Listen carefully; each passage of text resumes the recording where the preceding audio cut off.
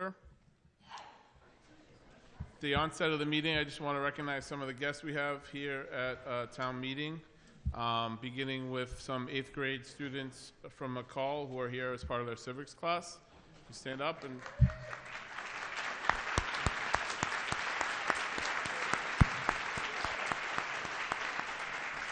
Thank you. I also want to shout out some of the members of the Winchester High School class of 2026. Ella Layton is currently interning for the town clerk's office. Lucas Yang is volunteered over the summer as part of the State of the Town Committee. Ella and Lucas are also founders of the Winchester High School competitive debate team and have graciously, do you want to stand up for a sec?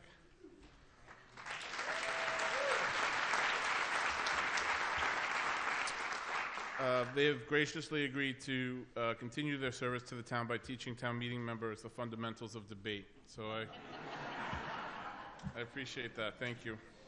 I'd also like to recognize Madison Von Meering, Isabella Bogovich, and Renee Lubomirsky.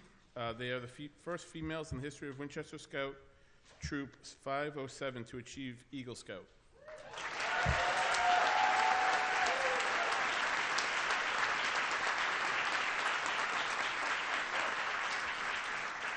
Congratulations. And lastly, I'd like to recognize Kai Napadao Bakero, a wrestler who finished his high school career with an 8th place finish at the Nationals tournament in Tampa.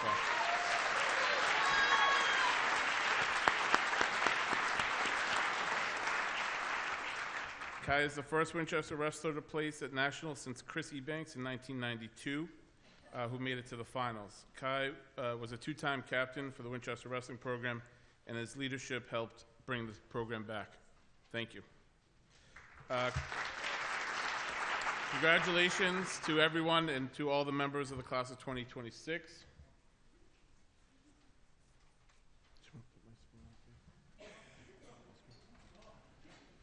We went back to football.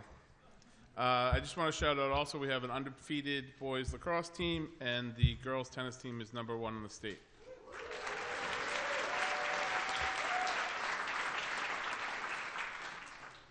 So we have completed 36 of 46 articles we hope to finish tonight with everyone's cooperation. Depending on how many times Mr. Jurius gets up, I think we can finish tonight.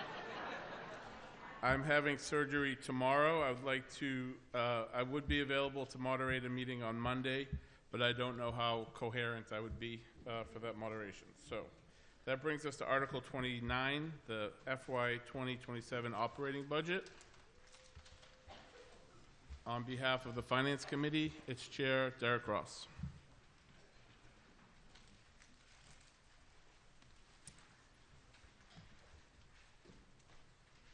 This is my last active chair for the year, so don't mistake this smile for anything but pure sadness. It's been a really challenging year. We had 3 main goals for the budget process. One, we wanted to create a budget that we would have regardless of an override. People would ask me, Derek, are you doing 2 budgets? And I said, no. The reason being, and I'll share, we really needed to bend the spending curve, and I'll show you in a bit. Secondly, I wanted to have everyone contribute and take ownership of this. And I have to say, everyone really leaned in. It was, I think, we mentioned the state of the town is a really more strategic endeavor, but it was what I view the year that everyone kind of caught up to where FinCom and the comptroller have been, which is a real good handle and understanding of our financials, a real collaborative effort to every day we get texts, hey, I think I can find $200K here. Hey, Stacy, can we do this? And she would say no. But it was really productive, I have to say. And then lastly, and something really important to everyone here and also myself, was kind of to restore a productive working relationship with the schools. I would say exiting last Springtown meeting, it wasn't good. You know, we do have differences sometimes, and we had hard discussions, but I felt like it really had gotten to the point where we had kind of lost some trust and communication. And I really made a concerted effort to break that cycle, and I think we've done a really good job and laid the foundation, I think, for years to come. So I'm really proud of those things that our teams have been able to do. All right.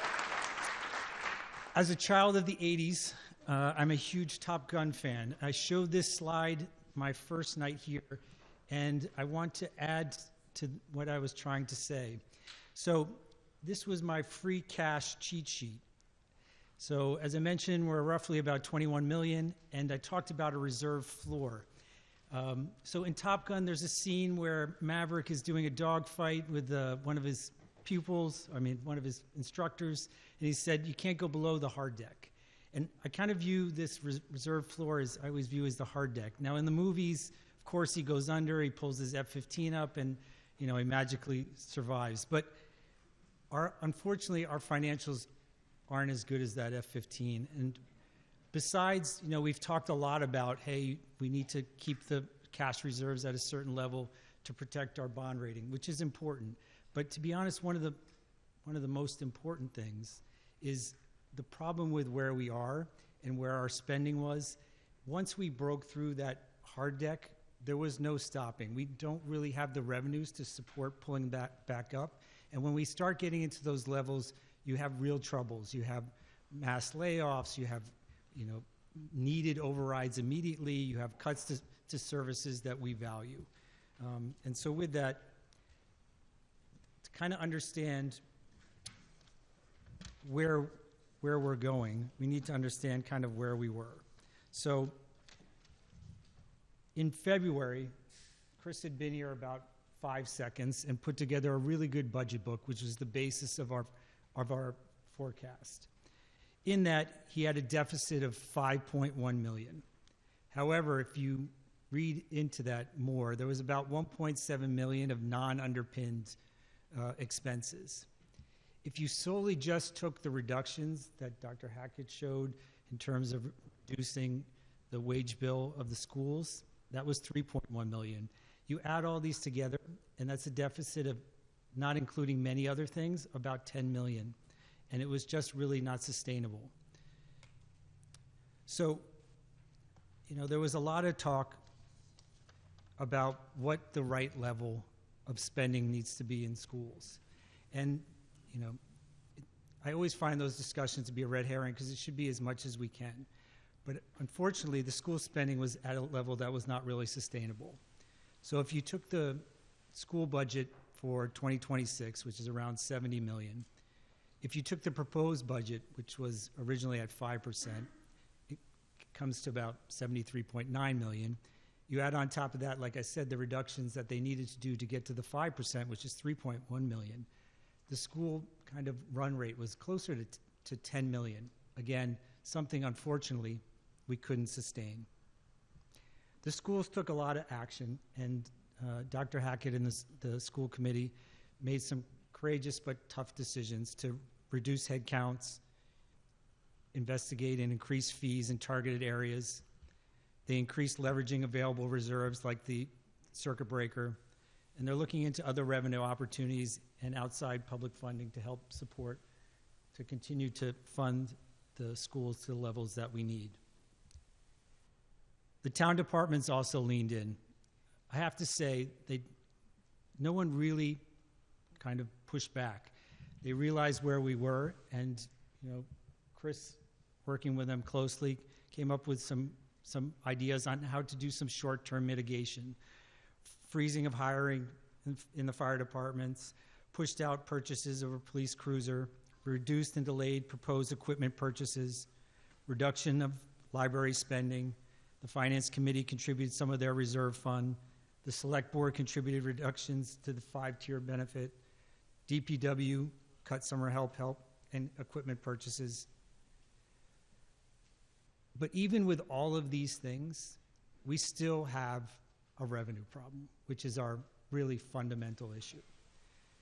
If you look here, the budget for 26 for tax revenue, which is mainly the property, new growth, water and sewer, and et cetera, is about 11.9 million. The proposed budget is 12.2 million. Unfortunately, only about 3%, which is way lower than most of our expenditure growth needs are. The state revenue, which, unfortunately always is unsettled, at the moment when we put this together, was roughly about 14.1 million, which shows a growth of 5.2%, which is promising if it holds. Local receipts in the 2026 budget was 11.3 million. The good news is actuals are trending more towards exiting 2026 at 14 million. The proposed budget is a little, conservative and may have some upside depending on who you talk to, but in the budget we wanted to not overextend ourselves, so the budget has roughly 13.7 million. But as you can see, almost every category across both municipalities, undistributed, and the schools, our expense curve is still north of a 3% growth target. So where are we? When I last met, I said we have a $171 million budget. I'm happy to say that we have 100% alignment.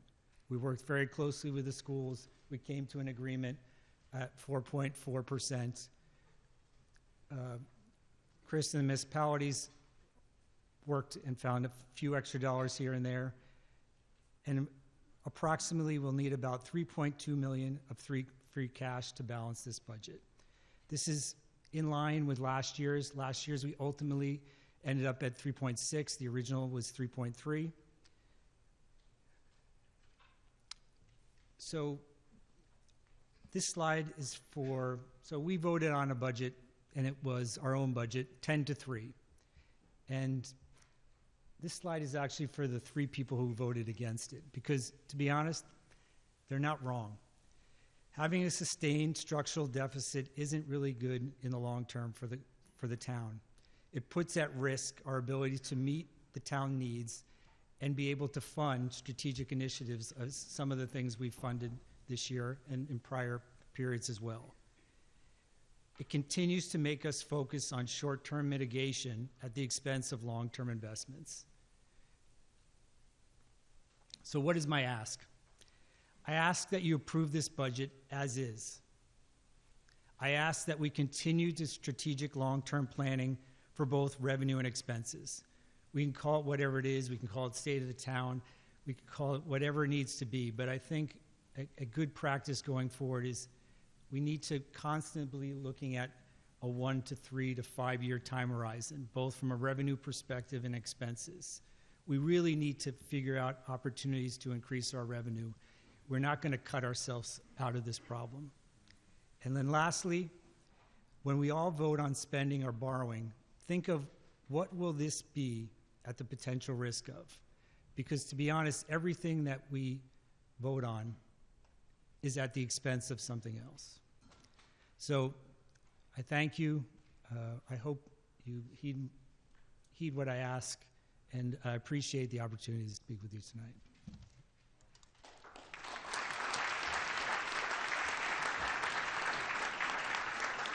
Thank you very much. Ms. Brady, for the Select Board recommendation. Thank you, Mr. Moderator. FinCom, good evening, town meeting. I wore shoes with a little bit of heel tonight, so I don't have to stand on my toes. So the Select Board voted unanimously favorable action on the budget. We appreciate that the town's and the school committee's priorities were reviewed thoughtfully by the Finance Committee, and that everyone was able to come to an agreement that was workable for the next year. I will try to only say state of the town and not talking about state of the town, but we worked closely with the Finance Committee and the school committee to set up tri-board meetings where the 3 boards in their entireties came together over 2 nights as we got closer to town meeting, and we're going to plan to do that moving forward throughout the year so that momentum doesn't go away and that thinking and working together doesn't go away. So having said all that, this agreement only, this budget only staunches the bleeding. Derek just said we're not going to cut ourselves out of these problems.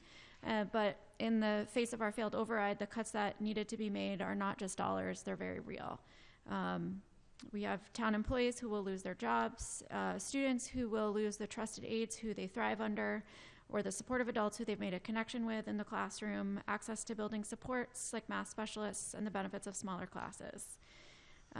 We've made some very real progress in funding the literacy curriculum the other night in the other direction, though. As I said on the first night of town meeting, which seems very, very, very long ago, this is not a result of poor fiscal management by the town or suddenly excellent fiscal management when put under a microscope. And this is about some of the longer-term consequences that have stemmed from Prop 2.5, from dramatically increasing healthcare costs, inflation, consumer price index, tariffs, all of the things that you hear about every time you turn on the news. All the communities in Massachusetts are operating under the same razor-thin margins with their budgets. The 45 communities have held overrides for just FY26 or FY27 budgets. If Winchester continues to be unsuccessful in increasing our funding for our operating budget as a primarily residential town, there's only so much revenue we can continue to squeeze. We'll see even more severe consequences expanding across our schools, our municipal offices, facilities, our roads, and our sidewalks. Again, the select board voted unanimously in favor of this budget because this is the best possible outcome for our town after the March election. Thank you. Thank you. Can we get the recommendation of the school committee, please?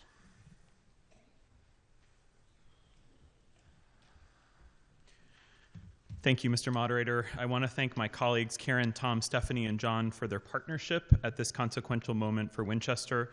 I'm also deeply grateful to the residents who've supported and engaged with our work over the past 2 years, and to Dr. Hackett and his leadership team, especially Mr. Andrew Marin, for their strong partnership that we've built during an extraordinarily challenging period. As I said during my Article 1 presentation, I think all of us on the school committee had hoped that I would be able to give a different speech in front of town meeting this spring. After nearly a year of analysis and planning and public discussion, we had our vote in March, and we now find ourselves confronting a very different reality than many of us had imagined. State of the Town examined an extraordinary amount of data. Every department across Winchester made its case thoughtfully and transparently. The school committee spoke with one voice about what our students need and what was at stake. The select board and the finance committee worked across differing perspectives to build compromise and consensus, and we are grateful for all of that. Yet, despite that collective effort, the override fell short. That outcome has the real consequences that Mr. Ross presented here tonight. The budget before us represents the most workable path forward after the election, and I appreciate, again, the Select Board and the Finance Committee for collaborating in good faith to get us here. But we should not pretend that this is anything other than a bridge budget for 1 year only. It helps us move forward for FY 2027, but it does so by absorbing painful reductions that will be felt across our schools for students and families. These cuts of 32 FTEs are not abstract numbers. They're educators who support our students. Those students may lose trusted educators, ESPs, interventionists, and specialists, all adults who help them feel safe, connected, and successful in school each day. Families will notice reduced supports and fewer opportunities. Educators and staff who already give so much of themselves to this district will carry heavier burdens, and our extracurricular students will have to pay higher fees. I think it's important to say that none of this is the result of poor stewardship by the town or by the Winchester Public Schools. Winchester has long benefited from strong fiscal management. What we are experiencing is the collision between rising costs and an increasingly expensive municipal funding structure that has become unsustainable for communities across Massachusetts. Healthcare costs, inflation, contractual obligations, and broader economic pressures continue to rise faster than allowable local revenue growth under Prop 2.5. Many communities have turned to overrides simply to preserve existing services, but unfortunately ours did not pass. That reality means we now have to move forward with honesty, urgency, and resolve, but also with very clear eyes of the result. As chair of the school committee, I believe this town has several responsibilities in the months ahead, and we are going to help to steward that process. First, the committee is approaching these budget reductions with transparency, seriousness, and empathy. The decisions we've made have not been easy, but the community deserves the process that we've undertaken, open, data-informed, and very respectful of the people affected by our reductions. Second, we did our best to protect the core educational experiences that define a Winchester education to the greatest extent possible. While there will inevitably be visible impacts across our schools, our guiding principle has been minimizing harm to students' learning, growth, and well-being.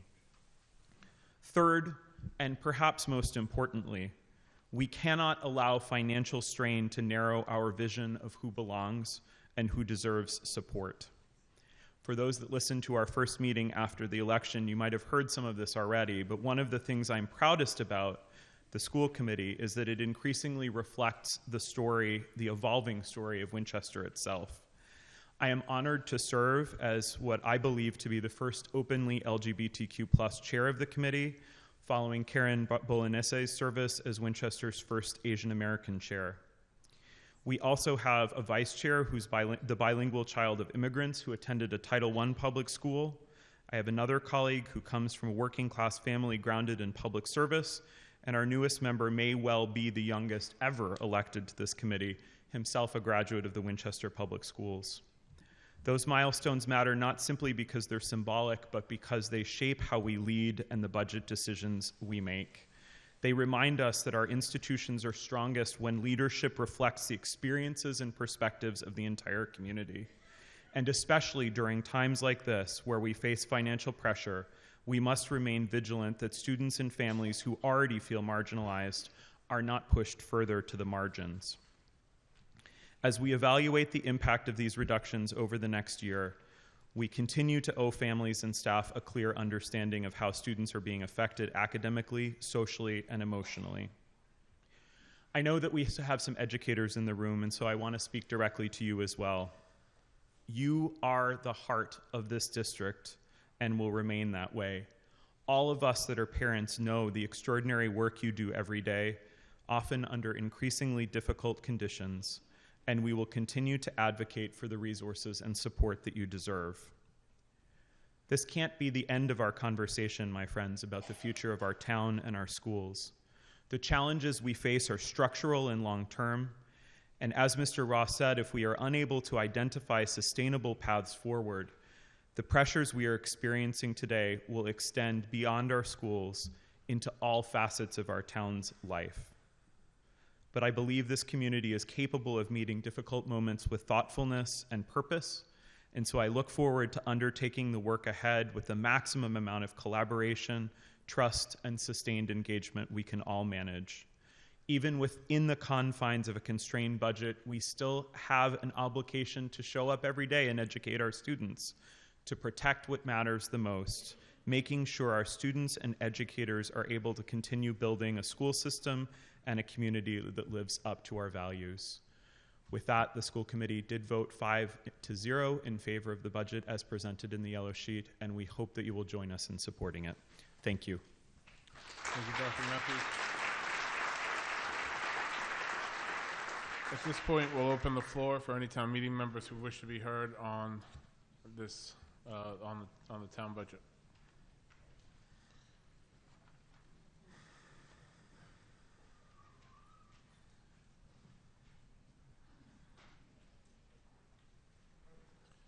Ms. Cooney? Hi, my name is Nora Cooney, Precinct 5. I know that FinCom and the school committee were both dealt a really rough hand with the failed override, and I greatly appreciate the time and the transparency that went into this process, including the tri-board meetings, which was a really great thing that happened this year, and I think was really helpful in helping people understand and getting people on the same page, so thank you all for that. I needed to get up here and be clear, though, that as much as I'm going to vote for it, and I really am glad that the teams came together to find compromises, We are simply not sufficiently funding our schools. And even before these real painful cuts I'm talking about, and that causes real harm to our kids. I know in talking to a lot of people around the override that there was a feeling in the town among some people that we've given a lot of money to our schools. And when it comes to approving new buildings, that's absolutely true. I know that Winchester stands up for its schools.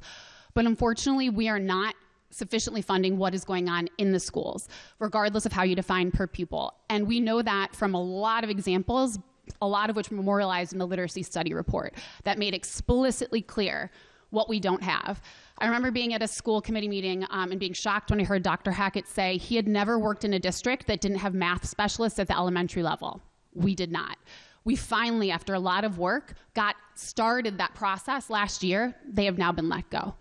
Not only that, we are losing ESPs and building aides, which might feel like, okay, we're not losing classroom teachers yet, but those people are the heart and soul of our schools. If any of you have had an emotional kid that maybe had a rough day, that doesn't disrupt the whole class, it's the ESP, it's the building aid, it's the people that can help provide them comfort so class can continue. And our schools are now losing those people, in addition to not having math curriculum, not having science curriculum.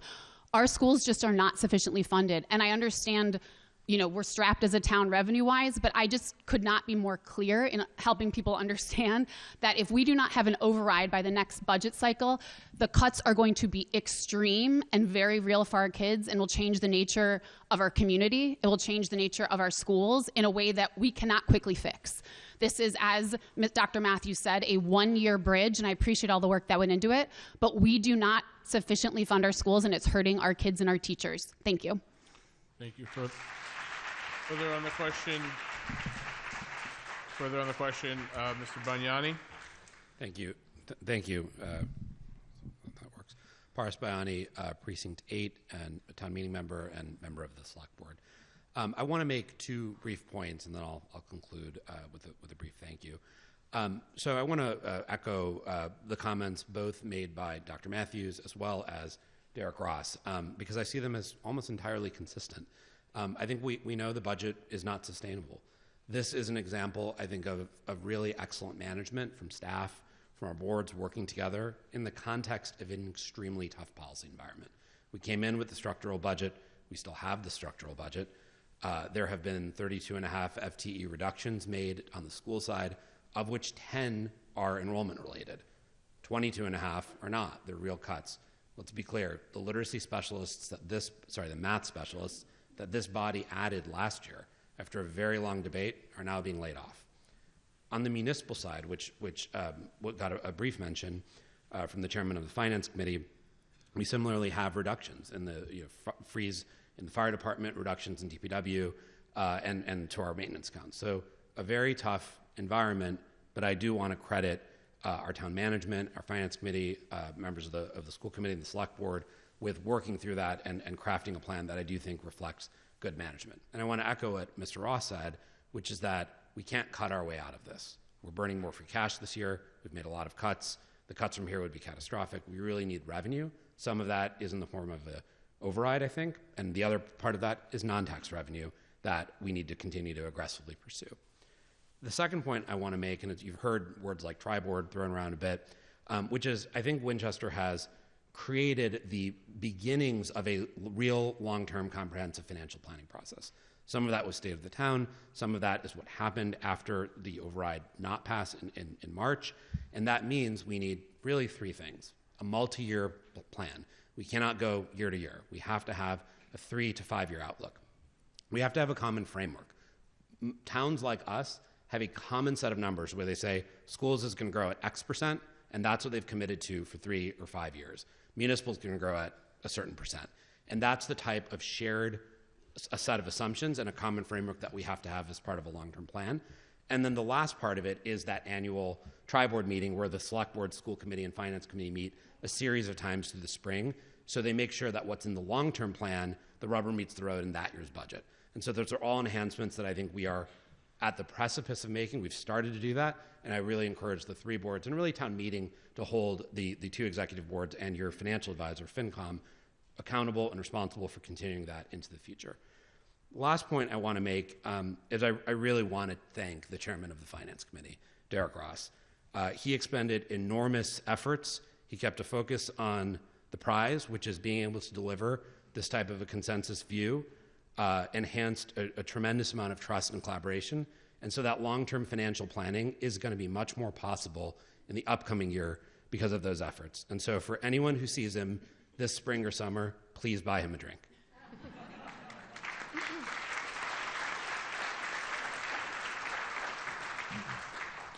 Further on the question, Ms. Marshall. Thank you. Christina Marshall, Precinct 7. I'd like to acknowledge the incredible work of so many people in this room, including the school committee, FinCom, Select Board, and the State of the Town Committee. So much effort, time, and dedication went into getting where we are today, and for that I am truly grateful. However, I want to emphasize that while I am glad an agreement was able to be reached, this agreement is only the best result of a bad situation. The failed override has resulted in increased class sizes, teacher layoffs, a loss of math specialists, increased athletic fees, and so much more. These are not hypothetical ramifications. They are our reality. We've lost the opportunity to increase math support in the elementary schools, expand the elective selections for high schoolers, add Tier 2 supports, and many other operational initiatives. Our kids are going to feel these losses. As we hopefully move forward to approve this budget tonight, I just want us all to be mindful that this budget does not represent a sustainable path for the future. Thank you. Thank you. Further on the question, Mr. Wilson.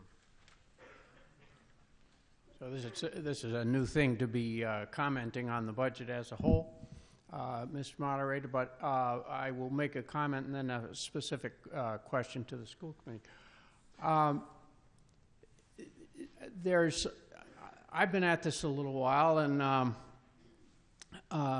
I haven't been to a single public meeting where I haven't thanked, whoever makes our fates for Proposition 2.5.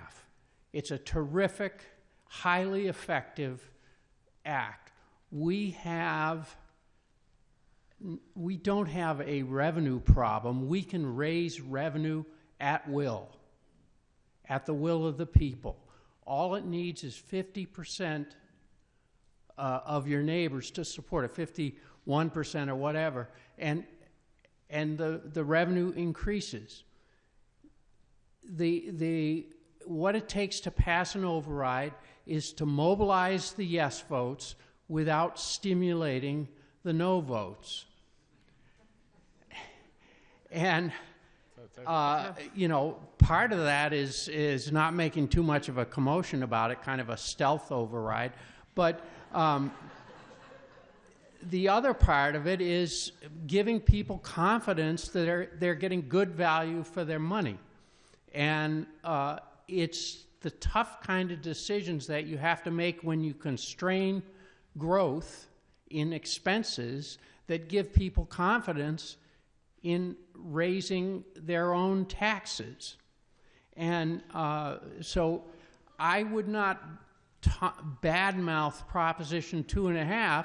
I would just say, convince people to raise taxes on themselves. And that's what we've been doing most of the time that I've been involved in Winchester town government. So that's my comment. But I do have a question about the enrollment numbers, which drive a lot of our budget. Our most important business in this town is educating our youth. And so the school budget is the central business of the town, really. But I'm confused by the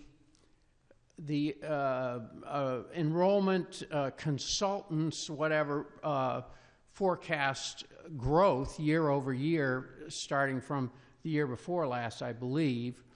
And we're now forecasting slight reductions in enrollment. And with McCall, we made a bad mistake several times in not responding to growth in enrollment. It's usually pretty steady, and you see the size of the fourth grade class is a pretty good predictor of the size of the fifth grade class the following year, et cetera, and you carry everything forward. As I look at this, I see evidence in recent years of significant in-migration in the younger grades, and I'm just wondering if we're confident about these enrollment numbers. Thank you. Dr. Matthews or Dr. Hackett?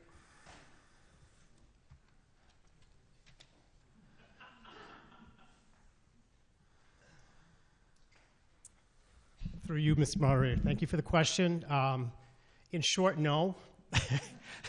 Enrollment projections are projections, and a lot of assumptions go into those that may or may not come to pass, from development of housing here to immigration to birth rates. What I will say is that I think where we are right now is we are stabilizing our enrollment.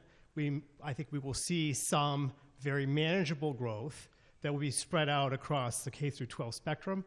There's no reason to anticipate that we're going to have a huge increase in enrollment as you experienced a few years ago. So, Thank you. All right, thank you. Further on the question, Mr. Beers. Thank you, Mr. Moderator. Josh Beers, Precinct 7.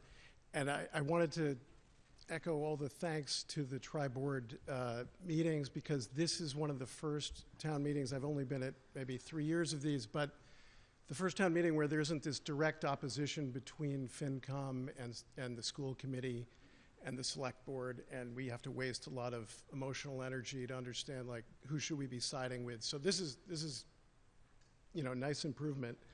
But I'd like to make 2 points on how can we get to a point where we have the right budget for the school, as others have said. And there's 2 sort of suggestions that I have here. Talking to people about the transparency or lack thereof of our school budget, you talk to people who live in towns, let's say up in Vermont, every line item of everything that's been spent over the last year and what hasn't been spent is made transparent to town meeting members and maybe the entire, town. I feel like we get a one line item here and there's some discussion, and probably behind the scenes, if I dug, I could find it. But I think what would help voters is if they understood what is that $75 million line item actually going towards, and what comes back each year, what doesn't come back, in the way that we see other capital expenditures. Hey, we didn't spend the whole $500,000 on the bridge, we got $100K back. That's one comment. The other comment is that the process of getting to the override vote, from my view, we didn't have a runway to get that yes. There was argument among the select board where they weren't in agreement. So we got to get there. We got to have our ducks in a row before we go to the town. And there was like less than a month from when there was agreement from the select board to the amount to when we could go and say, let's convince the town that this amount is good. So I think we got to do better at being on board with the amount, and I think that will help the chances of passing an override. Thank you. Thank you. I just want to state for the record that in part of Massachusetts law is that we allocate a fixed amount to the school budget. We're, as town meeting, not allowed to specify how they spend that. Could be a retrospective line item. Here's what was spent last year. Well, those Thank you. reports are made public. Further on the question, Stephanie Zaremba. Hi, Stephanie Zaremba, Precinct 2. When the Boston Globe article came out and we all saw what was happening with literacy, like as a town, right, we collectively were shocked. How could this happen in Winchester? People moved from all over for our sterling schools. How could this have happened right under our noses? If you think that's not happening in math right now, you will be shocked again in about 5 years. So my question through you, Mr. Moderator, to Dr. Hackett is, in light of this not good situation you find yourself in, what are we able to do to try to avoid that in math? And I ask that as the parent and friend of parents of a lot of elementary school age children who are really needed that math specialist and really need it next year too. Dr. Hackett.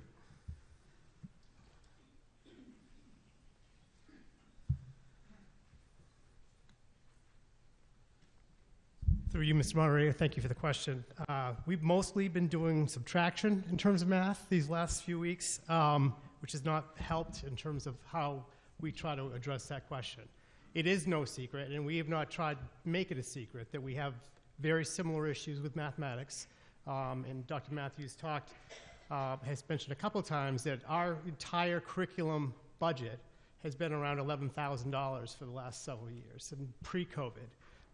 You know what you voted on for a literacy curriculum, and $11,000 is not going to really do much for us.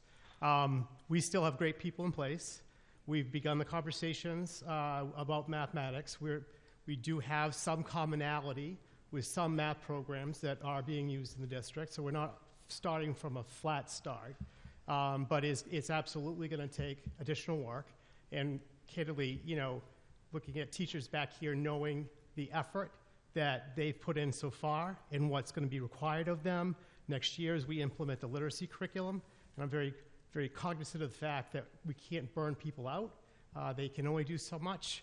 So we hope to be in a position next year where we'll be able to come to town meeting through the budget process and make some solid recommendations about some short-term steps and then planning for the future. Thank you very much. Thank you. Further on the question, Ms. Heffley? Yeah, Jennifer Hafley, Precinct 7. Actually, I have here a student, Lily Ryan, who is interested in speaking to town meeting. If we could get approval for her to speak, please. All those in favor?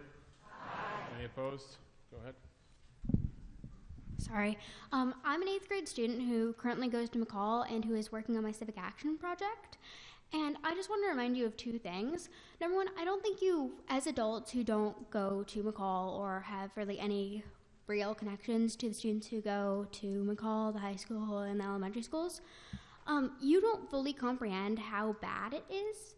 Because there are kids who, like my brother, who are special education and who don't currently get the services that they need to thrive in the school system. And with these budget cuts, it's only going to get worse. Additionally, we posted a survey, my group and I. We posted a survey that got over 90 responses, and the facilities got a rating out of 5 of 2.1. Not great. And then you also have the fact that over 50% of students said that their bus was way overcrowded, and they said that their class sizes were way too big. And these aren't really things we can control because of the budget cuts and whatnot. But this leads me to my second point, which is the budget cuts and the overrides are not sustainable. Even if you get a million different overrides, it's going to tax people, and they're just not sustainable with inflation. The solution is to make a bigger, tax fund, I suppose, with more stores in Winchester, right? So we need to develop more land into stores to get a bigger tax revenue. And I know it might seem really, really annoying to have lights and noise when you're trying to sleep, but it really is important to the students who go there, because there are students who are losing their opportunities in life. There are teachers who are losing their jobs, their only way to stay off the streets in this economy, basically. And this is really, it's damaging people. And while these inconveniences might annoy you, they're not worth losing someone's life over. So I just wanted to remind you how important it is that we have better ways to fund our schools. Thank you. Thank you. Further on the question, Ms. Cole? How much time do I have? 3 minutes. Should I set a timer? Oh, we will. Last time I got up here, I was cut off. Many people are timing you, Okay. I assure you. My name is Tina Call. I represent Precinct 6. I'm a mother of a 2nd grader at VO and a mother of a 6th grader at McCall. I have been involved as a volunteer at both VO and McCall for quite some time, and I didn't appreciate what our teachers go through, what our principals go through, what our school administration goes through on a daily basis. Complaints from parents who just don't understand what's happening behind closed doors because the teachers, the administrators, the educators cannot just air out all their grievances to parents. They have a job to do, which is to take care of our kids in school, to teach them basically how to become adults and to eventually become like the rest of us. We are here because of teachers. We would not be here without teachers. And for those of you who are actually contemplating to vote no or are on the fence, just think about how you even got here. How'd you get your job? How'd you get to college? If you went to college, how did you graduate? Or if you got your GED? Teachers are the reason that each and every one of us are here. And thank you for the collaboration between the school committee, FinCom, and the select board. Thank you for coming up with a number. But the override was very devastating. And the fact that we even have to be here right now discussing this is infuriating. So please, for those of you who are thinking of voting no or even on the fence, ask yourself why you're going to vote no, and ask yourself, who are you going to affect? She beautifully came up bravely telling you about her experience in McCall and also her siblings' experience. Our children in this town are a future of Winchester. We're also concerned about the future of Winchester, Winchester thing. But how can Winchester thrive if we don't invest in the future of our children? Our children are the future of Winchester. So I have no questions, but I need to get that off my chest. Thank you. Thank you.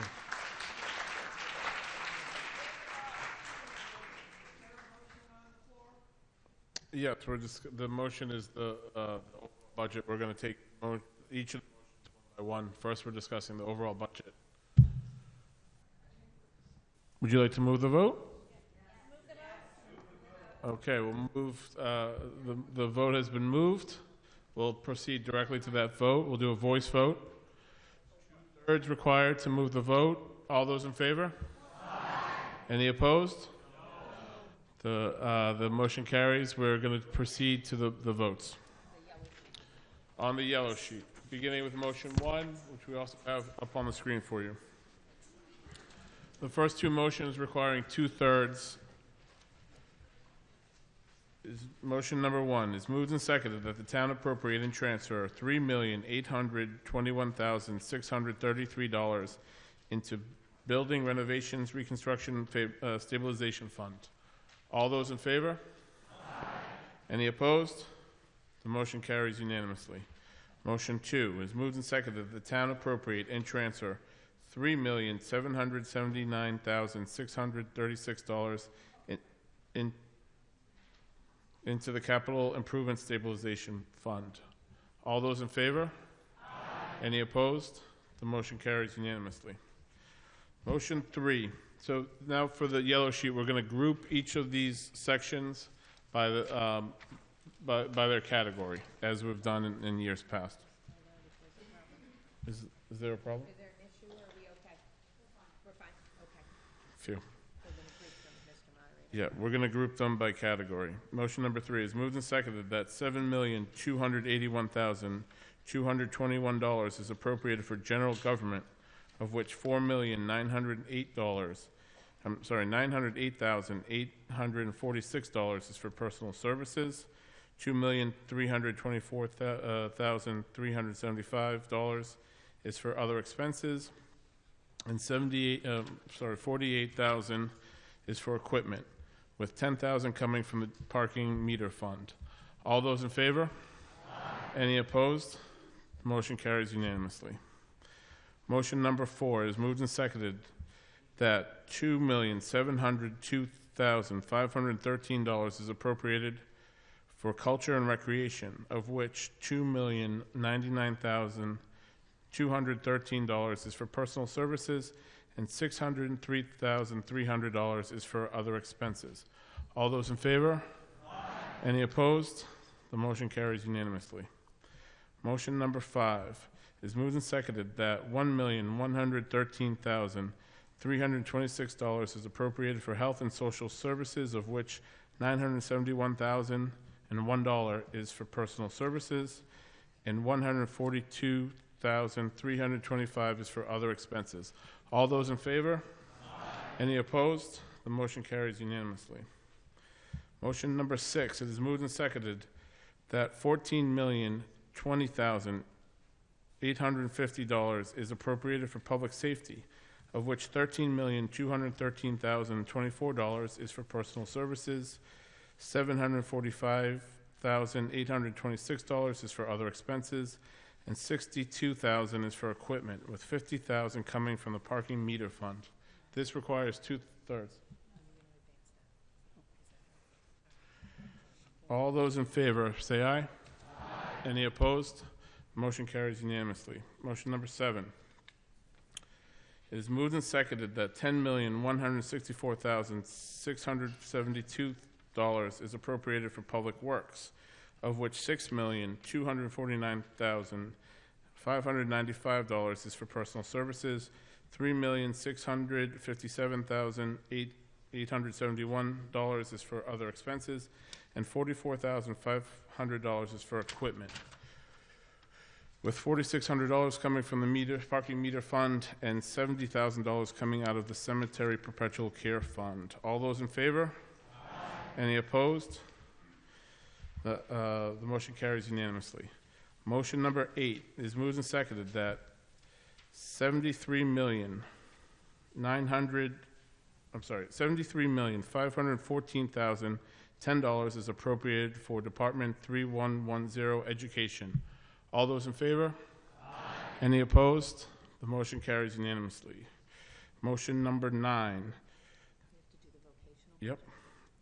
That $402,201 for Department 3610 Vocational Education is appropriated. All those in favor? Aye. Any opposed? The motion carries unanimously.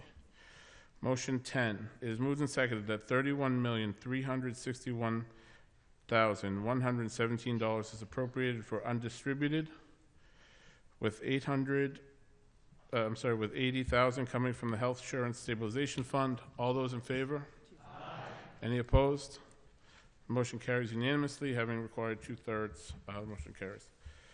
Motion number 11, that $14,315,367 is appropriated from funded debt, with $738,175 from Building Stabilization Fund and $703,678 from Capital Stabilization Fund and $2,322 from the fund balance reserved for debt premiums. All those in favor? Aye. Any opposed? The motion carries. You declare two-thirds. By two-thirds. Okay, that brings us to Article number 29. On behalf of the Finance Committee, Derek Ross. Are we just read? Do you just do it? Okay. Number 30. Yep. Is there a recommendation from Finance? From Select Board? The Select Board voted unanimously favorable action on Article 30 and Article 31. Article 30 is moved and seconded that $13,606,197 be appropriated from the Water and Sewer Enterprise Fund, of which $1,806,619 is for personal services and $11,799,578 is for expenses, and that $1,920,653 be included in the appropriations from the general fund for indirect costs and be allocated to the Water and Sewer Enterprise Fund, raising a total of $15,526,850. All those in favor? We have to read the final. Oh, sorry.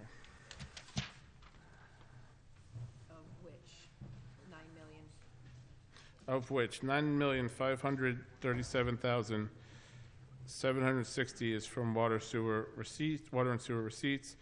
$5,907,469 is from property tax levy in accordance with Chapter 110 of the Acts of 1993, and $81,621 is from retained earnings. All those in favor? Aye. Any opposed? The motion carries unanimously. That brings us to Article 31. We have the recommendation of the Finance Committee and the Select Board.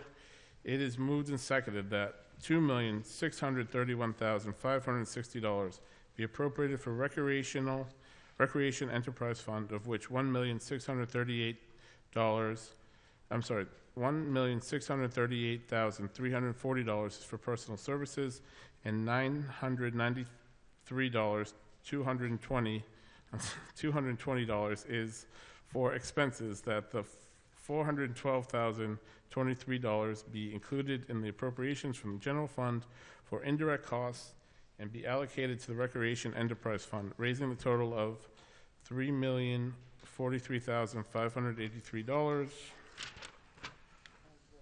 of which $2,868,583 is from recreation program receipts, $100,000 is from the general fund, and $75,000 is from retained earnings. All those in favor? Aye. Any opposed? The motion carries unanimously.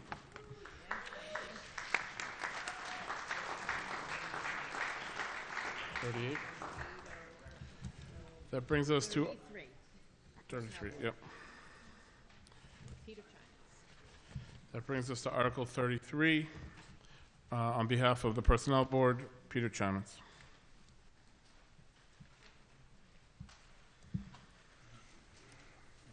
I'm going to need a second because you just emailed me the other one. Yeah, I have to get it. Sorry, there wasn't any time to get it prepared. That's fine. I'm used to it. How you doing, sir? I'm doing pretty good. No. I'll let you do that, sir. Oh, did I not give that one to you, Matt? I'm sorry if I didn't put it on there. No, I made a change. Oh, you made a change. Okay. I didn't want to display all my notes. Gotcha. Let me just double check I have it.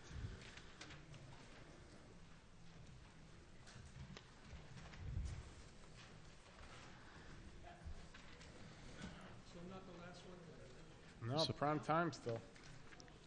You sent me just one this. Alan said that viewership peaks when Peter's speaking, so. That's a calculation graph. No, that's not what I should have sent. All right. I'm going to send the one with my notes because I didn't send the right one. So if you could see.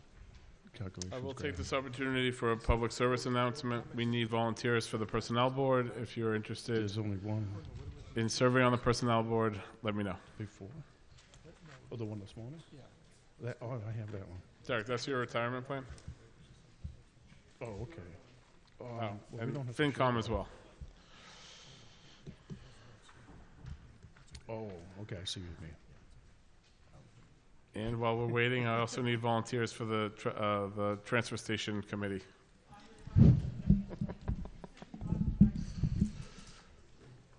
Go ahead. We're ready? Okay. So, I don't know about the rest of you, but I'm leaving after my article. All right. All right. It's not a sanctions. We have 6 motions. For those of you who've been here before, this has got will have a familiar ring to it. For those who are new, you'll catch up. All right. So we have kind of 3 different things we're going to do. The first one is we're going to do the cost of living for the non-union, and that comes with passing the cost of living increase and then appropriating the money. Then we had a contract close, so this is the fire department contract. So the first motion will be to accept the contract. The second will be for FY25, which will be completely retroactive, and the fifth will be to raise the money to pay for this year. So we're going to pay. Sorry, we're going to use FY25 unallocated money. I'll get to it. We'll get to it.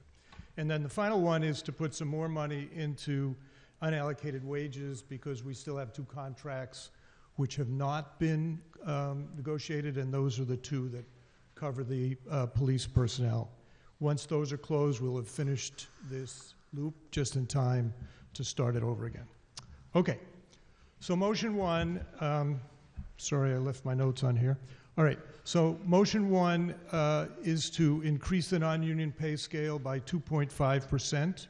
So what we're voting on here is the actual increase. and that the total increase for that will be $287,540, and I think I have some details. Now, there are a bunch of details in the motion, which I didn't copy here, but it breaks down as follows. We have a total of $287,540 to cover the non-union wage increases, of which $249,440 is raised in the tax levy, $10,060 comes from the water and sewer retained earnings, and $27,500 is transferred from the recreation program receipts. So Personnel Board recommends favorable action on both motions 1 and motions 2. Motion 3 is, as I said, is the new firefighter union contract covering the years of FY26 to FY28. There's a 2.5% COLA increase retroactive to FY26, and then FY27 and FY28 both have a COLA increase of 2.75.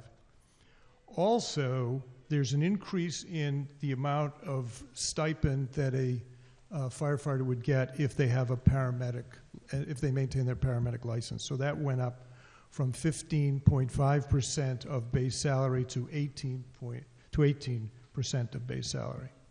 There was an increase in special duty pay from 4 hours to 8 hours, and that's paid at 1.5 standard wage rate. There's a night differential went from 4.75 to 5.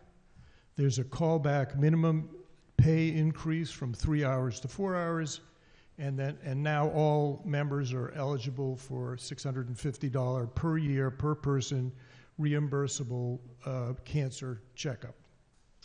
Okay, so what does this look like? All right, so this is the COLA increase. As you can see, there's a 2.5% increase in the FY26. That would be this year. That's now closing out.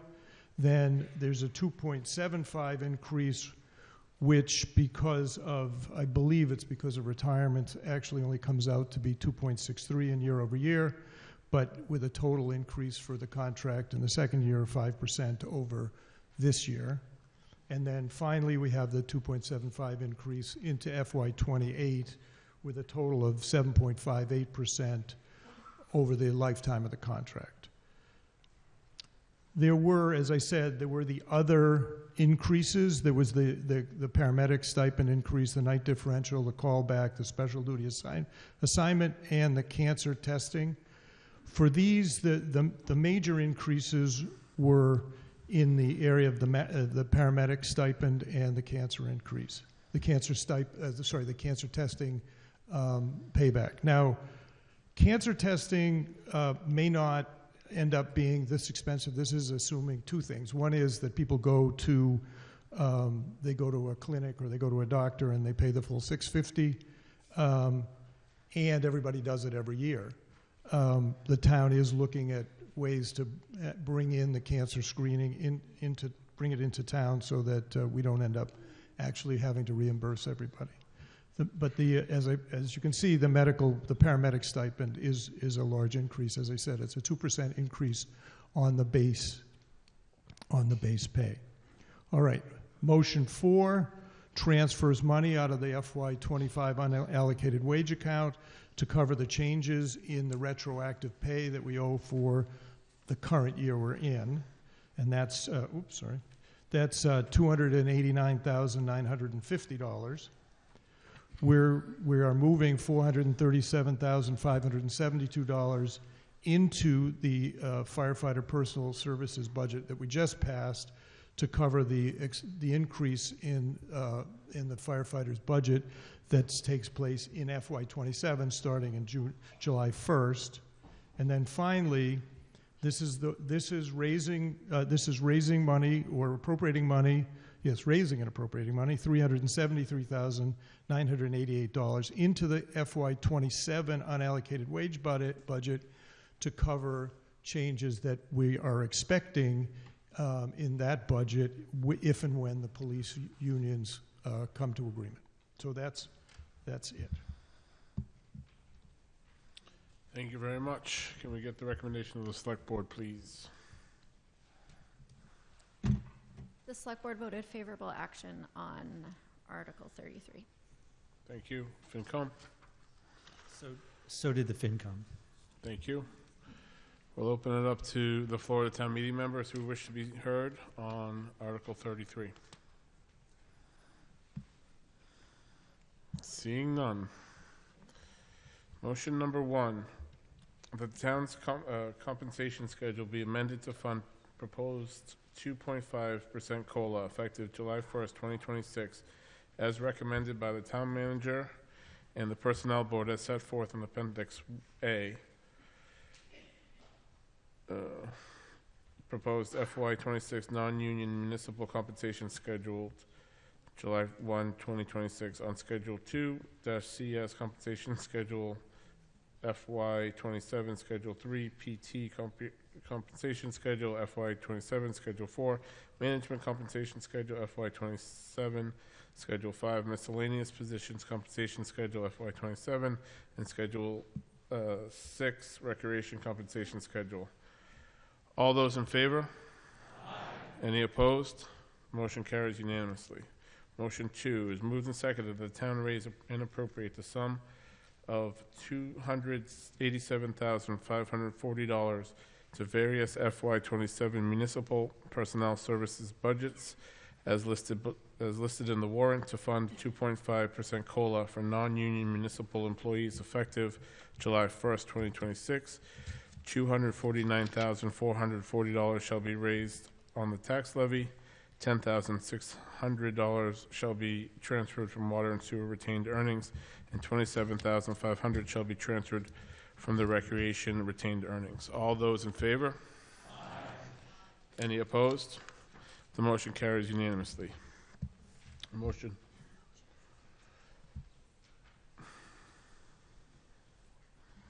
Okay. Motion 3 is moved and seconded that Schedule 10, that firefighters' compensation, schedule of the town's compensation plan be amended, revised, and modified in accordance with the recommendation of the Personnel Board as set forth in Appendix B, firefighters' union wage adjustments for FY26, FY27, FY28, and pursuant to the Memorandum of Understanding reached between the Select Board and the Winchester Firefighters Union, AF Local 1564, dated January 15th, 2026. All those in favor? Aye. Any opposed? The motion carries unanimously. I got it. Motion 4, moved and seconded that the town transfer the sum of $289,950 from the FY26.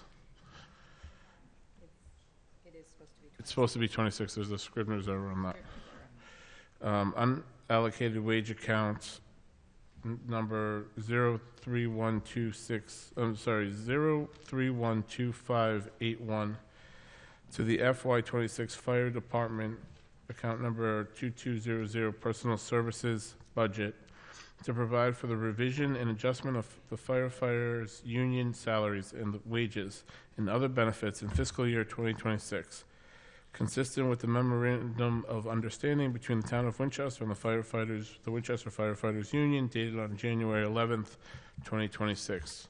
All those in favor? Aye. Any opposed? Motion carries unanimously. Motion 5 is moved and seconded that the town raise and appropriate the sum of $437,572 for the FY27 Fire Department 2200 Personal Services budget to provide for the revision and adjustments to the firefighters' salary and wages and other benefits in the fiscal year 2027, consistent with the Memorandum of Understanding between the Town of Winchester and the Winchester Firefighters Union, dated January 15th, 2026. All those in favor? Aye. Any opposed? The motion carries unanimously. Motion 6 is moved and seconded that the town raise and appropriate the sum of $373,988 for the FY27 unallocated wage account to provide for the revision and adjustment in salaries and wages and other benefits for the police patrol and police superior unsettled collective bargaining agreements of the town for FY27, said sum to be allocated pursuant to a subsequent town meeting vote. All those in favor? Aye. Any opposed? The motion carries. Okay. It is 8:20.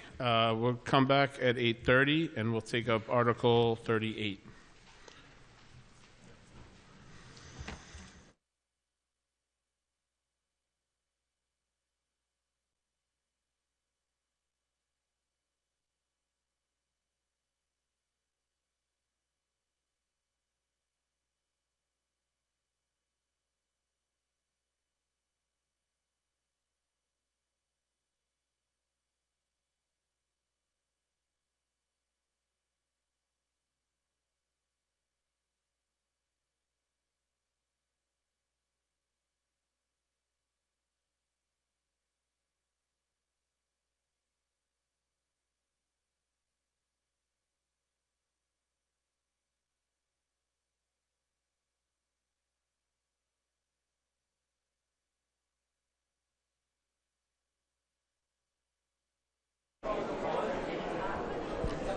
Good evening, ladies and gentlemen. I'm Alan Iden here at the fourth session of Winchester's Spring 2026 Town Meeting here at the Winchester High School. Town meeting has just gone on break, so let's do a quick recap of what we've seen so far. Basically, the big item of the night was the budget. We heard from Derek Ross, the chair of the Finance Committee. He said that it's been, to put it mildly, a challenging year because of the failure of the override. And he talked about the efforts to restore relationships with the school department. He said the free cash right now is at $21 million. The floor is $10 million. At that point, there's serious danger of the town's credit rating being in jeopardy. In February, the deficit before the override was about $10 million. The school budget, he said, was not sustainable, but the school department leaned in, as he said, as did the other town departments, to work together to come up with a budget that met the terms that were turned down by the override. There was a revenue growth of about 3% in the year. So in all, we have a $171 million budget. It's 100% in line with revenues. Took about $3.2 million out of the free cash, the $21 million in free cash, to balance it. But he said the town still needs to do some long-term planning in the 3 to 5 year time frame. The school committee chair said that there are going to be 32 full-time equivalent cuts in personnel, reduction in services. They also said it's not a result of poor fiscal management, but the costs are rising faster than the revenue. The school committee did their best to preserve core education, and they said they're proud of the committee and the school department educators. We heard from quite a few town meeting members. Most of them had praise for the committees, but a lot of them had concerns over the school cuts. Roger Wilson questioned the enrollment projections, and the superintendent, Dr. Hackett, explained that many factors go into those projections, and they are just projections. And we also heard from a McCall student, with the approval of town meeting, said the adults in the room don't comprehend the problems in the schools, including her personal feeling with her family. She also suggested the town develop more stores to get more tax revenue. So once we heard the reports, we moved on to the rest of Article 29, which was approval of the budget. I'm not going to go into the figures right now. I'll do that at the summary, but it was a $171 million budget. Some of the different accounts were $3.5 million went into the Building Stabilization Fund, $3.8 million went into the Capital Stabilization Fund, and then we heard about the allocations for general government, culture, health and social services, public safety, public works, education, the big one for the schools, which is $73.9 million, undistributed $31.3, and $14.3 to cover principal and interest on the town's bonds and debt. Water and sewer budget was Article 30. Recreation budget was Article 31. And what we just heard was the Personnel Board report on wage increases for non-union employees, and also funding for fire department and the fire department contract, and as well as funds to cover expected expenses for a police contract that has not yet been completely negotiated. All of those were passed unanimously. So I think town meeting had the sense that there, while a lot of town meeting members expressed deep concerns over the cuts in the school budget, I think most of the town meeting realized it was not avoiding it, and all these budget items were passed unanimously. So I'll come back with a recap of what we hope is going to be the last session of spring town meeting at the conclusion tonight. So stay tuned, and we'll recap this whole meeting.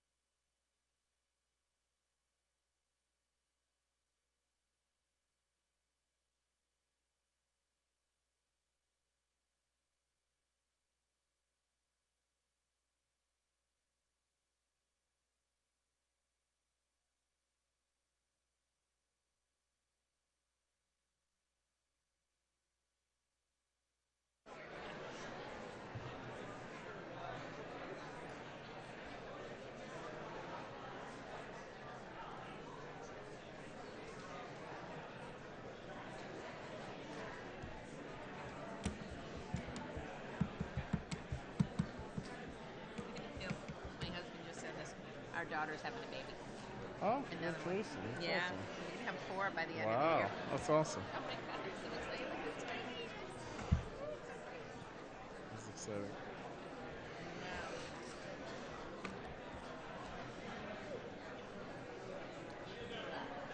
Makes the world go round.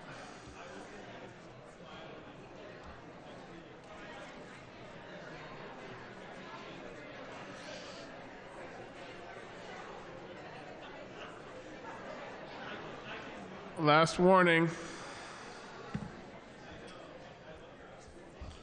Thank you. That brings us to Article 38. There's no presentation on Article 38. It's a procedural motion that's traditional in Winchester Town Meeting. It's something that usually follows the budget discussion. So I'm going to get the recommendation of the Select Board and the Finance Committee, and then we'll take the motion. I was going to ask the Finance Committee to go first, but Derek's, can you hear me? I was going to ask the Finance Committee to go first, but I see Derek's still walking in. The Select Board is in favor of this motion in somewhat informal polling due to us not taking a formal vote on it, and if the body would like that, we will do so. Thank you. Finance Committee? Let's take that as a yes. Yeah. Okay. Good. FinCom is in favor of this. Thank you. Article 38 is moved and seconded that the town transfer $3,264,397 from free cash and $450,000 from overlay surplus to reduce the tax levy for FY27. All those in favor? Aye. Any opposed? Motion carries unanimously. Thank you for all coming back, by the way. That brings us to Article 42, a citizen's petition. On behalf of his citizen's petition, John Healy.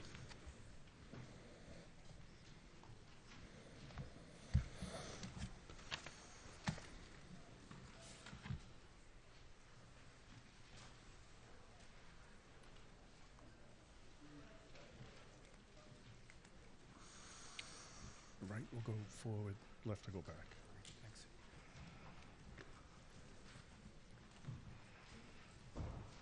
Good evening. Again, I'm John Healy. I'm a resident in Precinct 4, and I'd like to thank you in advance. Thank you all in advance for considering this proposal. While the town has been using the current method of plurality voting to hold free and fair elections, there are a couple of problems with this, even at the town level. There's the problem of vote splitting or the spoiler effect. Another is therefore, if people choose not to run because they don't want to be a spoiler in an election, there are going to be fewer candidates, fewer perspectives, fewer notions for solving problems. And if there's fewer candidates, there's going to be less voter outreach, less voter contact, and resulting in less voter turnout. So some of the regarding the spoiler effect, I think we all remember or have read about some of these more infamous instances of spoilers, so to speak, spoiler candidates. Businessman Ross Perot was a third-party candidate in 1992. He likely took more votes away from George Bush than Mr. Clinton at that time, but nevertheless, Clinton won the election. In the year 2000, those 90,000 voters for Ralph Nader in Florida could be said to have cost Al Gore the race that year, because I think it's highly unlikely that Nader voters would have marked George W. Bush as their second choice. More locally, here in Massachusetts, Jake Auchincloss won the Massachusetts 4th Congressional District Democratic primary with just 22% of the vote. But even at the local level, some candidates may choose not to run for office out of fear of splitting the vote with another candidate that has with very similar views. And it's hard to know just how prevalent this problem is because, well, they never ran. We didn't collect that kind of data. So, so fewer candidates in the candidate pool means less campaigning and leading to probably less voter turnout. Fortunately, there's a solution to both of those deficits in the current system. Perhaps the most common alternative to the current plurality voting system is ranked choice voting. It's a nonpartisan alternative to our current system. It's currently being used only actually in Cambridge and East Hampton, but these 10 other municipalities have approved its adoption and they've submitted home rule petitions to the State House to be allowed to implement it. Additionally, I learned just recently that the town of Manchester by the Sea has approved a study committee for what that's worth. So the deficits are, it has a potential a spoiler effect or keeping candidates from running, for self-selecting not to run. But with ranked choice, these candidates could run without fear of being a spoiler because voters would be ranking their similar and perhaps similar candidates with similar policy but maybe stronger politically. They would be ranking them as second or third. And for us voters, it means the end of having to choose between always having to choose between the lesser of two evils. We could vote for who we really want to win that office. No more voting strategically or worrying that we're going to be throwing our vote away. More candidates means there's going to be more campaigning, more voter outreach and voter contact. And additional candidates would be bringing their own family, friends, neighbors to the polls.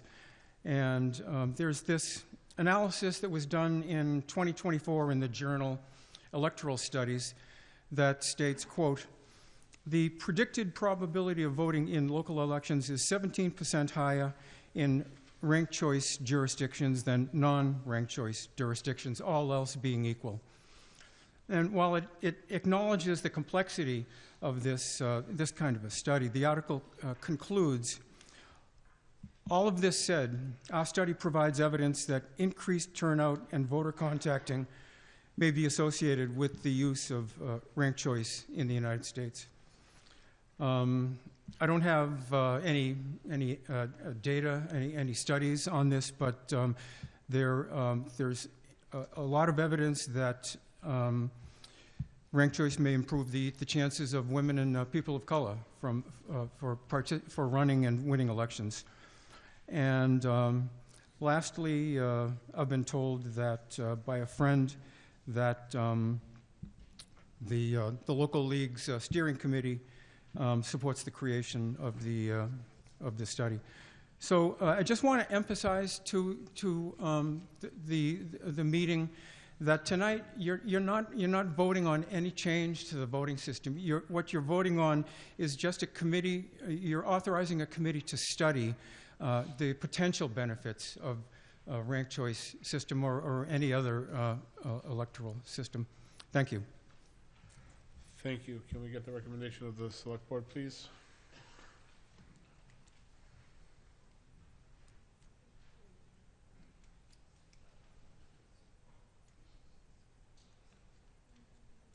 They're ranking their choice.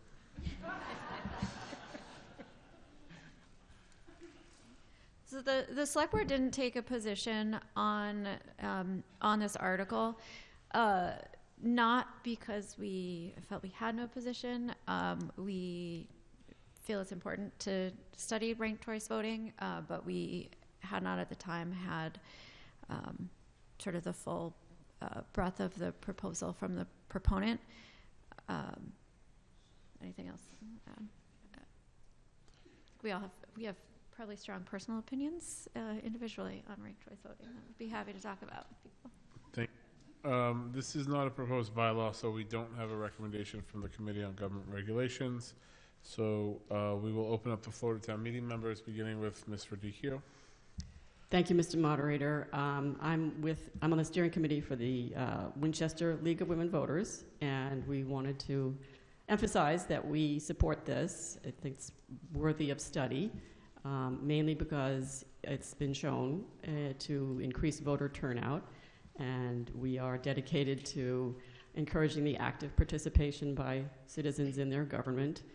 And just anecdotally, we do a voter registration drive in the high school every year. And in the last 2 or 3 years, I have to report that we have heard some kind of dishearteningly cynical things from some of the high school students about why would I vote? I don't have there are no politicians I want to vote for.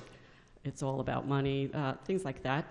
And I think a discussion of our voting process and our the mechanics of how it works, I think that would really help improve people's attitudes. And the other point I would make is that when there isn't an override or debt exclusion on the ballot in our local elections, the voter turnout can be, lower than we really want. So I encourage you to support this. Thanks. Thank you. Further on the question, Mrs. Miller? Joan Miller, Precinct 6. Thanks to Mr. Moderator, through you to the members. I'm all in favor of studying things. I'm concerned a little bit that the committee looks like it's already decided what it's going to find and that it's looking at the potential benefits. I mean, if we're going to study something, I think you need to look at the potential benefits and harms. I mean, hopefully we haven't decided which way it goes. I don't think there's a lot of data in looking at town elections. We're sort of confusing national politics and an American system that has a two-party system with what we're doing here in town, which is not based on party. So I just think find a study, and I'm not recommending that, I'm not asking you to change the article language, but if we're going to study it, let's study it. Let's not go in with a presumption that we know the answer before we've looked at it. Thank you. Thank you. Further on the question, Ms. Ross? Thank you. Monica Ross, Precinct 6. I just want to point out that in 2020, mass voters rejected ranked choice voting by a wide margin of 55%, with 80% of the towns voting against it. But more importantly, our town clerk already does an excellent job running straightforward town elections. And ranked choice voting would add significant extra work, new software, training for poll workers, voter education, and much more complicated recounts. So my question is, why would we burden the clerk in the town and potentially increase costs where, as we have seen tonight, we're in a situation where we really can't be adding more costs to our budget. Our system already works well, and I don't think that this is a necessary study for us to take on right now. Thank you. Thank you. Further on the question? Marilyn Gagalis, Precinct 1. My opinion on this is that it's good to study. Any studies are good. This one looks like it is potentially trying to lean people towards the ranked choice voting. And on that subject, I'd like to say, I worked in Cambridge for my entire career where they have this. First of all, it would be a burden on the town. It would be an expense, and we would need more staff. It delays results from voting. But more importantly, what it did do in Cambridge for many years, and it still does, it creates alliances, and they form community groups, and they'll form a ticket, and that's how they will promote people to vote, a ticket across the board in all positions, aligning. You will get one strain of thought from a ticket for a select board and any other positions that are up for re-election. And that, to me, does not create an atmosphere of creative thought, because these alliances they formed in Cambridge, when they form the ticket and people vote on the ticket, people are all thinking the same. They all have the same political views. They all have the same thoughts on the city and how it is run. And that's how a lot of their voting has been done. And it doesn't create more people voting, more people running. I don't see how it creates anything, really anything any good. It's been nothing but problems in Cambridge for many years. I think people should study. If you want to do a study, that's great, but make sure you study Cambridge. Thank you.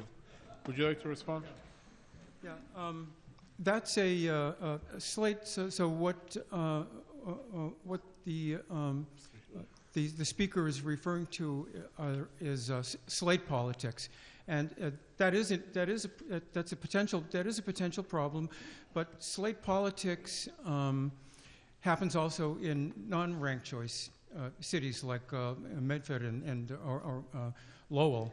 So it's not the inference that that a ranked choice system somehow causes slate politics is there's no evidence for that. Well, there is evidence. There's evidence if you look in the towns that actually have it. I think you really need to study this. And in Winchester, we're a small little town. I could see if you want to do this on the state level or even higher than that, but for a small town like Winchester, I don't think it benefits us in any way. I don't think it's, and I disagree with you. All right, thank you. So now I'm going to choose from the lesser of two evils, Mr. Bierce. Well, thank you, Mr. Moderator. Appreciate that vote of confidence. So I had a question, which is, would this be for town meeting, like 8 seats times 4? You know, ballot will be 6 pages. Or what happens if Massachusetts and, let's say, our presidential election goes to ranked choice? Do we get to choose that, or is that chosen at a higher level than our town? You know, may I? Sure. Through the moderator. So it's a valid question, but again, it's something that would probably be determined and would be researched and studied by the study committee. So you don't know whether our presidential election would be determined if we could use ranked choice? Our clerk has some insight. Your proposal is for the local elections. Ranked choice voting would have to be at the state legislature. And it was a ballot question, I believe, a number of years ago, and it failed. So it would have to go through that for the state or federal election. This is solely local. And I do have one comment, I guess. Winchester tends to have what we refer to as under-endorsed elections. The cycle, sometimes it's one candidate running for a 3-year seat, for example, on the school committee, and then the next cycle you have 2 candidates running on a 3-year seat. And there are years where I don't have enough competition. So as a clerk, I feel it is a small community. And personally, ranked choice voting I don't think would work in a community of this size.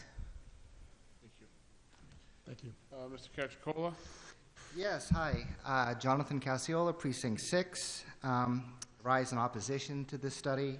I want to acknowledge that I certainly see the benefits of ranked choice voting on the maybe state or federal level. I have a very good friend in California. He voted for Pete Buttigieg in 2020, and by the time California held its primary, Buttigieg was long gone. So I get it. I get that we don't want to waste votes, and that certainly is a concern in a race where people are going to drop out, like a presidential primary. I'm deeply skeptical of ranked choice voting on the municipal level. People don't drop out of races within the week, so there's no concern about wasted votes. But what I am concerned about is hyper-local partisanship. And I lived in Cambridge for many years, and the way you game basically the city council races is that you form a slate because you're trying to get as many people from your slate to transfer votes, because the weakest person on the slate, they by the 3rd or 4th count, their vote gets transferred up the ladder, and so you have slate politics.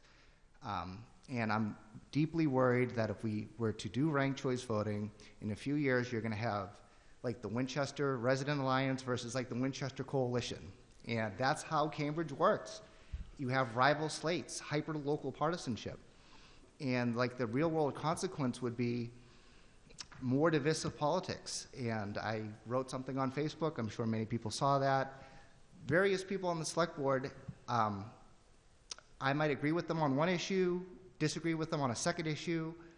On the third issue, I agree with them again, and that's fine. They're not my permanent political opponents in the way that they would be if we had slate politics. So the only team we represent is Winchester, and I want to just see less partisanship and more people of goodwill coming together. Thank you. Thank you very much. We're going to cap it to the people who are in line right now. So Mr. Cummings and Matthews. Thank you, Mr. Moderator. Jared Cumming, Precinct 4. I also rise in opposition to this motion. We actually heard that this is essentially a solution looking for a problem that does not exist in our town of Winchester. It may exist elsewhere, and it might actually cause problems. The proponent himself, when a previous speaker mentioned this slate-forming concept in Cambridge, said, well, that happens without ranked choice voting as well. So clearly, you can have it or not have it, and you still have the problem of ranked choice voting or in slate formation. Now, the other thing is, he mentioned Le Creuset. Great. Look at our select board. Look at our school committee. We have diversity of thought. We have diversity of hairstyles amongst the gentlemen on the select board. I appreciate that, certainly where I come from. But a diverse group all in all, not just in hairstyle. And look what we heard just from the chair of the school committee not half an hour ago about what a wonderfully diverse school committee we have formed in this town with the system that we have. The system we have is working. We're too small for this. We don't need it. Please vote against this. Thank you. Thank you. And finally on the question, Dr. Matthews. Thanks. Tim Matthews, Precinct 1. Not speaking for any of the boards I sit on. But I just wanted to say, I mean, I'm standing here staring at a slide that says a vote on Article 42 merely allows a committee to study the potential benefits for Winchester. Most of the debate that we've actually had is around the actual topic of ranked choice voting. There's been some discussion about whether slates will form. We already saw slates form. Some of you may remember the 2022 election when we very much had slates that formed, and even science colored appropriately on both sides. So that existed. I will also say I grew up in a parliamentary democracy that was not in the United States, and this is actually a huge issue when you have multiple candidates running for a single seat. There might actually be people whose views that you agree with a little bit more and a little bit less. And so certainly in a situation, you know, I agree with the town clerk, we don't often have oversubscribed elections, certainly not at the town meeting level. But in terms of the town-wide, you know, positions, if ever we were in a position where we had 3 or 4 or 5 people running for 2 seats, it might be interesting as something to look into. I guess my own personal perspective on this particular proposal is not on ranked choice voting itself. I think it, you know, potentially merits a small study group to think about and see whether it would be beneficial. The conclusion very well may be that it's not beneficial. And I think that, you know, if we were to vote yes, I hope that we would put together a fairly open committee to do so. But, you know, certainly having been exposed to this in other situations, I think that it is something that at least potentially merits consideration. I guess it's the same reason I always vote no on motions to move the vote, because I just like to hear all perspectives and see what might happen. So I'll just submit to you that maybe it's worth taking a look into, and if we say no at the end of that, that might be a good output of the process. Thanks. Thank you. So the question now comes before town meeting. Before we vote, I want to ask everyone to humor the moderator for a second. Can everyone turn off your phones and devices? We're going to try to do a V-voter vote without any other digital interference, and we want to see if that helps speed up the time that the system takes to calculate the votes. I'm also going to ask you to just push the button once, as opposed to, you know, pretending you're on Jeopardy and hitting it over and over again. Okay, everybody off? Off. Yes, or airplane mode. Okay, airplane mode off. It's only for a few seconds. You can follow whatever you're following. Okay. Well, I was overruled on off then. Okay, it is moved and seconded. The town meeting hereby establish a ranked choice voting study committee to be structured, organized, and charged as written in the warrant. All those in favor, please press 1. Any opposed? 2. 30 seconds.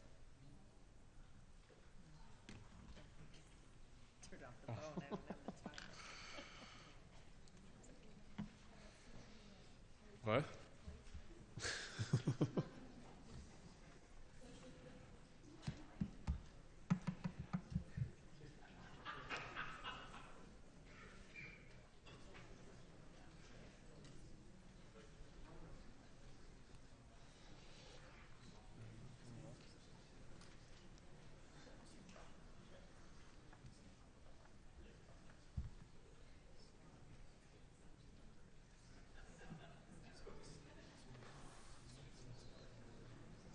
This requires a simple majority.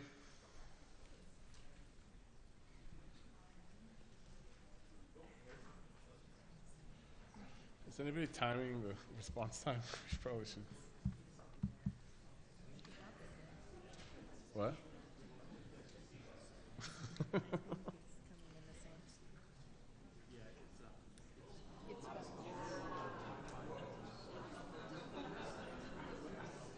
With 72 in the affirmative and 70 no opposed, 75 opposed, the article fails. Thank you, Mr. Healy.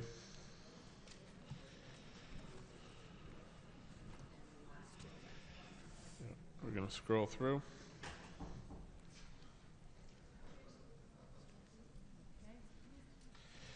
Okay, that brings us to Article 43. Article 43 is a citizen's petition brought by Mr. Wyatt Beale. The petition asks town meeting to mandate actions which are outside of the scope of town meeting's authority. As a procedural matter, the motion in question is not properly before the meeting and no vote can be taken. So we will move on to Article 44. Article 44 is brought by Michael Betancourt, a member of the Select Board. This article... I'm sorry? So town meeting can only do what we're authorized to do. The citizens petition was asking town meeting to mandate an action of the town manager and of the, I believe, the DPW. We don't have the authority to do that. We can appropriate money, we can create bylaws, we can create study committees, but we can't mandate an action of the town government. So a citizen's petition is unique in that it cannot be amended. When you create a citizen's petition, you're asking 10 members of the community to sign that petition and submit it by a deadline. Therefore, when that coalition exists, it's a snapshot in time. You can't change it afterwards. So it's difficult if a citizen's petition is poorly constructed to be able to fix it. But Mr. Beale is welcome to try again in the fall, and hopefully we'll have learned from these issues. Article 44 is brought by Michael Betancourt, a member of the Select Board. This article is a proposal for a zoning bylaw. Chapter 40A of the Massachusetts General Laws creates a prerequisite for zoning bylaws to be subject to a planning board hearing so that it can be acted on before it can be acted on by town meeting. That hearing has not yet taken place, therefore town meeting may not take an affirmative motion on this article. Only a negative motion, main motion, like indefinite postponement, or neutral action, like referring to a petitioner, may be made. So the motion is to I. All those in favor of indefinitely postponing Article 44, say aye. Aye. Any opposed? Motion is indefinitely postponed. That brings us to Article number 45.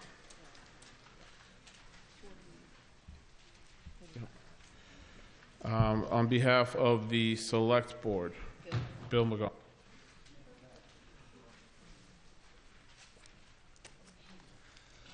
Good evening. Bill McGonigal on behalf of the Select Board. Article 45, yeah, that's it, concerns the EFPBC. For those of you who do not know what the EFPBC is, it's one of our many boards and committees. This one specifically is to provide recommendations regarding the design and construction of school facilities and buildings. It also works in our school facilities master plan. Now, you might think that a committee that has so much to do with the schools and the facilities that the schools use would have a member of the school committee on it. It doesn't, not necessarily. The school committee does get to appoint somebody, but that might not be somebody from the school committee. Now, this creates a couple different problems at times. One, the school committee because these are their buildings, really wants to have good alignment with what's happening on the EFPBC. Make sure that their views and policies are being followed and carried through. They are the ones who have care and control over those buildings in the first place, so it's good to have that direct coordination and direct alignment happening. It's also because there are certain times when it's required. I understand, and I'm sure the school committee will correct me if I'm wrong, when it comes to the MSBA process, it's actually necessary for them to have a member on the EFPBC. If they don't, they can't go through with the MSBA process. Why do I bring that up? Well, if you support Morocco, you probably want to have somebody on the school committee on the EFPBC so that feasibility study can go forward and we can give Morocco the Morocco it deserves. So this amendment is an attempt to fix these problems, to give the school committee more alignment, more coordination with the EFPBC, and to meet those statutory requirements when they are necessary. Now, it also lets the school committee take their own member off when they are too busy and they're not needed to be there, and then get back on when it is necessary. Again, for things like the Morocco feasibility study. Now, if any of you tried to find the EFPBC bylaw, it doesn't exist. If you want to know how the EFPBC is created, you have to go through about, I don't know, I'll ask Mary Ellen, 7 or 8 different motions from town meeting over the last 20-something years. And so it really is cobbled together through town meeting warrants that go back a generation. It's a little confusing. That's why we designed this amendment here to be as simple as possible. As we have revised it with the approval of the moderator and town council, we're just adding one sentence into this historic mishmash of town meeting warrants and articles that says that the member of the EFPBC, who is the appointed member by the school committee, serves at the school committee's pleasure. That allows them to put themselves on when they need to be there, again for things like Morocco, and take themselves off when it's not necessary and they're too busy doing things like making sure we have a literacy curriculum or getting us some Tier 2 support. So they do a lot. Sometimes it's necessary, sometimes it's not. This helps us do that. So hopefully it's pretty straightforward. If you don't think so, we're happy to take some questions. The school committee can probably answer them better than I can. We brought it because we felt like it. Dr. Matthews, would you like to give? Thank you, Mr. Moderator. The school committee voted 5-0 favorable action on this change. One of the things I will note is that under Article 27, the town meeting very graciously, unanimously appropriated a sum of money to be expended by the EFPBC for the feasibility study of the Morocco Elementary School. One of the requirements from the MSBA is that a member of the school committee be on the body that is designated as the school building committee. As such, we are currently not in compliance, even though town meeting has granted that authority to spend that money to the EFPBC. It can't currently qualify under MSBA regulations to be a school building committee because it does not have a sitting member of the school committee on it. 5-0 was the vote, unanimous favorable action from the school committee. Thank you. As Mr. McGonigal said, this is not in the bylaws, so the Committee on Government Regulations did not hear this petition. Is there a recommendation from the EFPBC?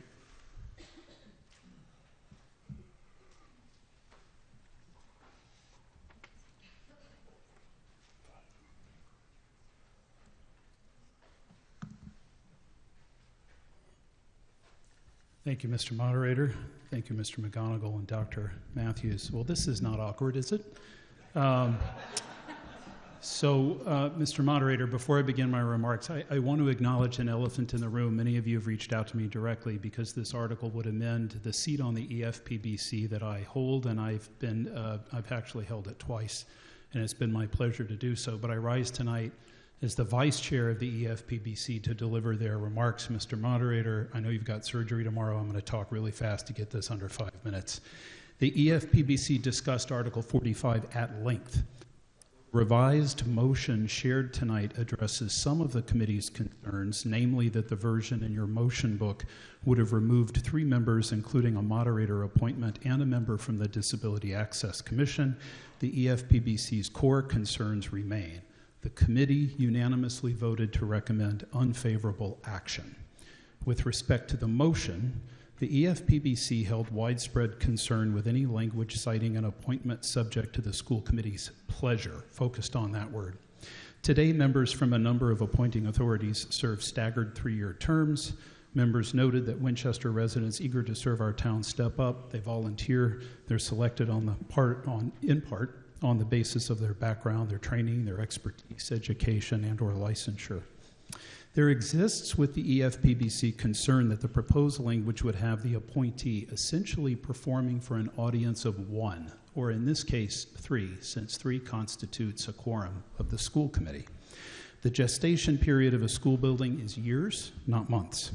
Committee members express concern that it takes a new member a long time to come up to speed on a project, and that important decisions are often made with the benefit of experience with the committee. Beyond the language itself, there's also that a change such as this might be seen as precedent-setting with other public bodies potentially subject to a similar change of language, undermining the consistency and healthy change of membership that comes with staggered 3-year terms. With respect to the article, there is concern about the effective date of July 1st of this summer. This would be a very difficult time for a change. Depending on the project or specific project subject matter, different EFPBC members from time to time engage directly with management and architectural and engineering teams to develop scope, review plans and specs, and even monitor the work in progress. We have several EFPBC members so engaged right now on multiple issues at Lynch and here at the high school.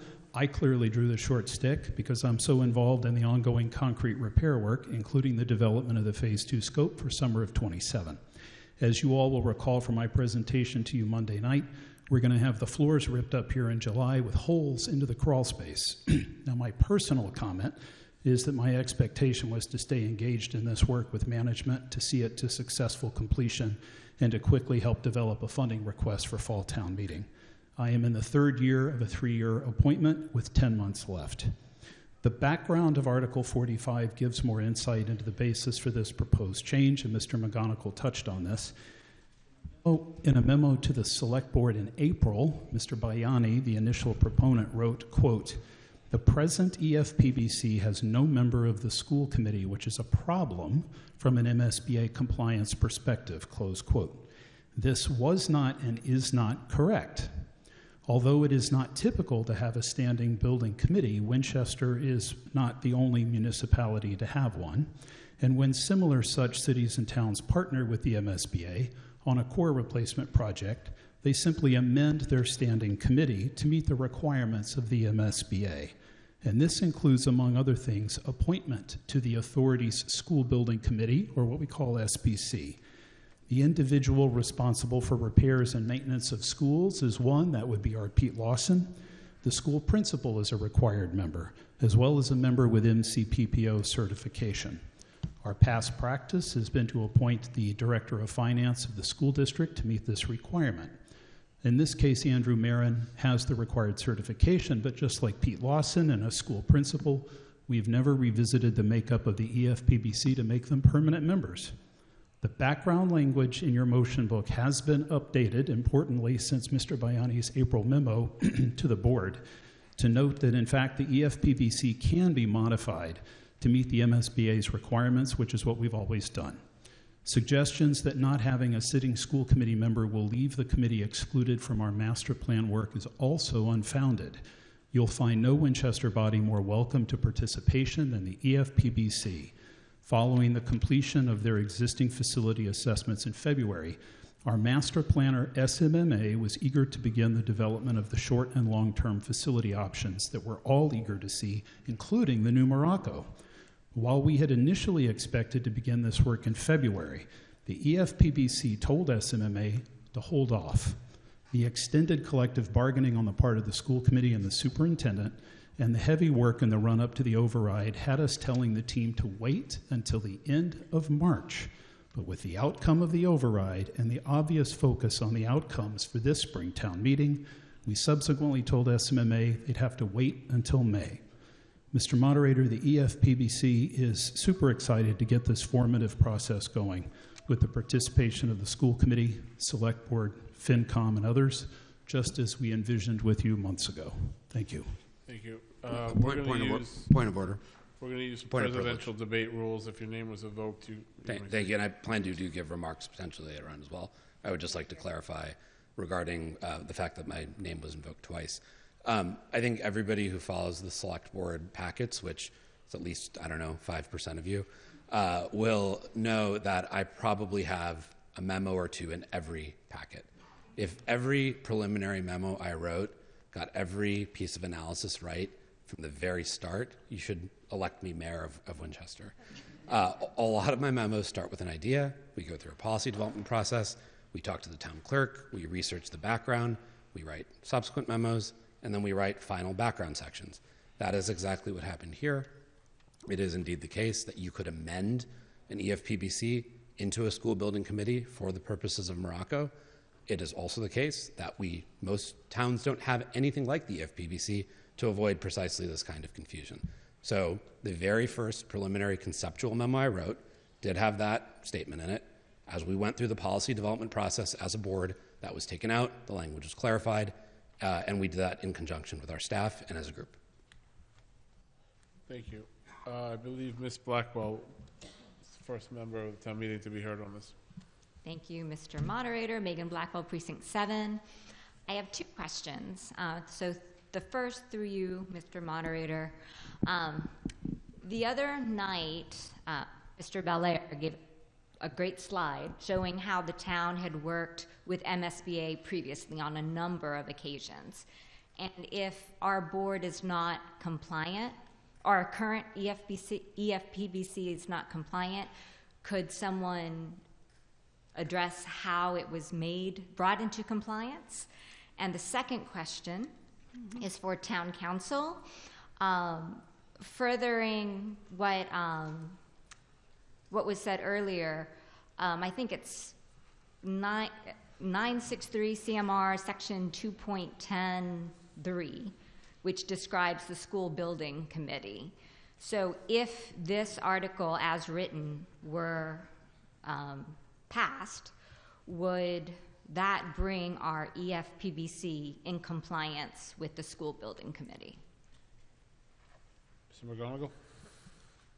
To your first question, Ms. Blackwell, we were in compliance in the past. And we were in compliance in the past because there was a sitting school committee member also sitting on the EFPBC. And that created the compliance. But because school committee terms and EFPBC terms don't necessarily line up, that's the situation that we're in today, where somebody was appointed to the EFPBC who is now no longer on the school committee. And that creates this gap that is trying to be remedied by this amendment to the bylaw, so that we can put a school committee member on there, not we, the school committee can put a member on the EFPBC so they can get into compliance and move forward with the MSBA process that's starting now with Morocco. Does that answer your question? At least I'll let council answer the second half, but does that answer your first question? Yes, if council agrees that that's compliance, just putting the school committee member, if that's all that's needed. So thank you.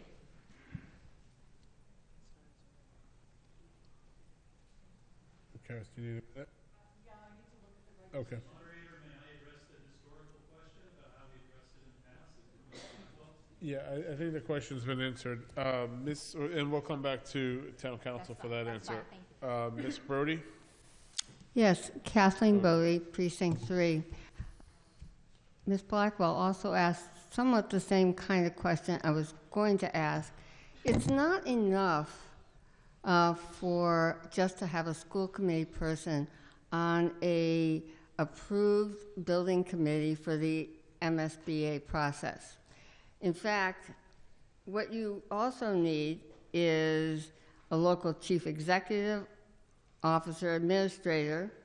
You need someone responsible for school building maintenance, a school principal, a local budget officer, and then two of the qualities, the engineering and construction, are already met on the EFPBC.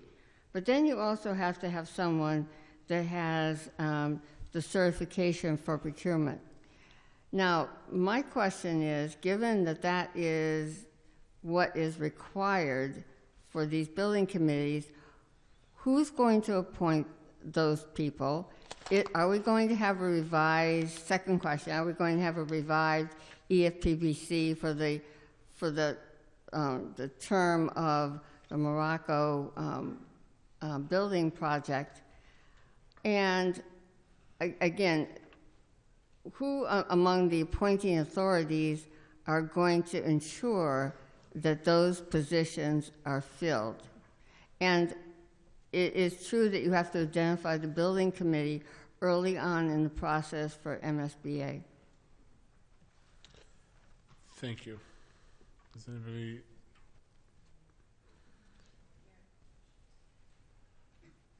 Mr. McGonigal?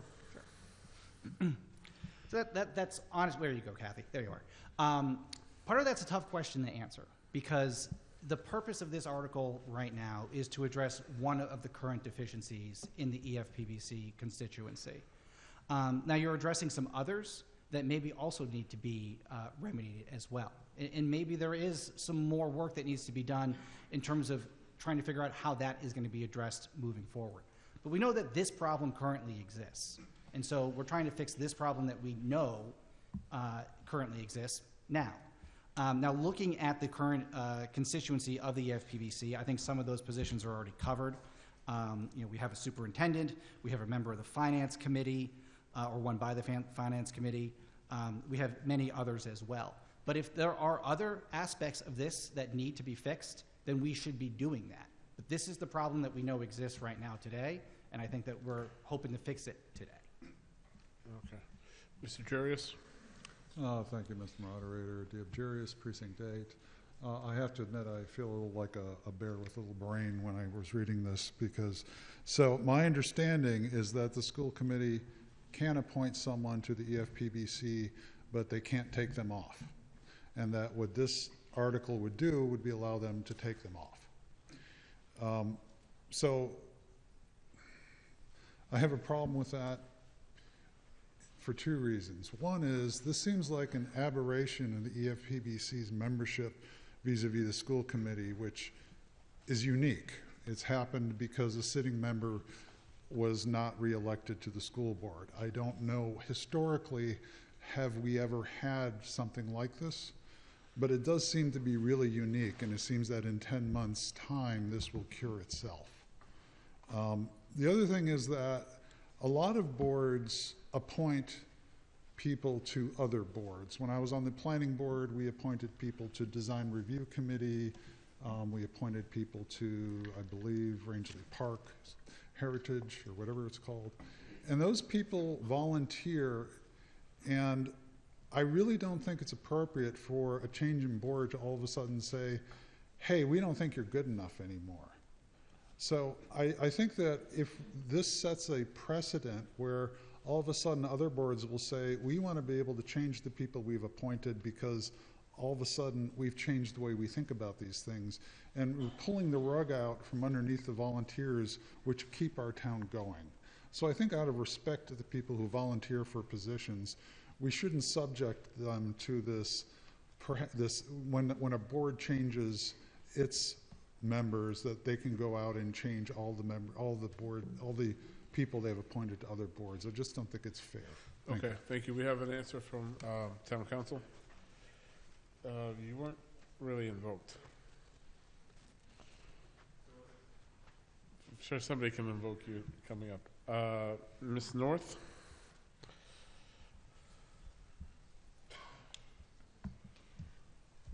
Through you, Mr. Moderator, good evening, town meeting members. Under the regulations, so at 963 CMR 2.06 2B, the school building committee formation, and which references the general laws, chapter 71, section 68, a school committee member is required to be part of the school building committee. Thank you. Further on the question? Hi, Kara Nierenberg, Precinct 7, and current member of the EFPBC.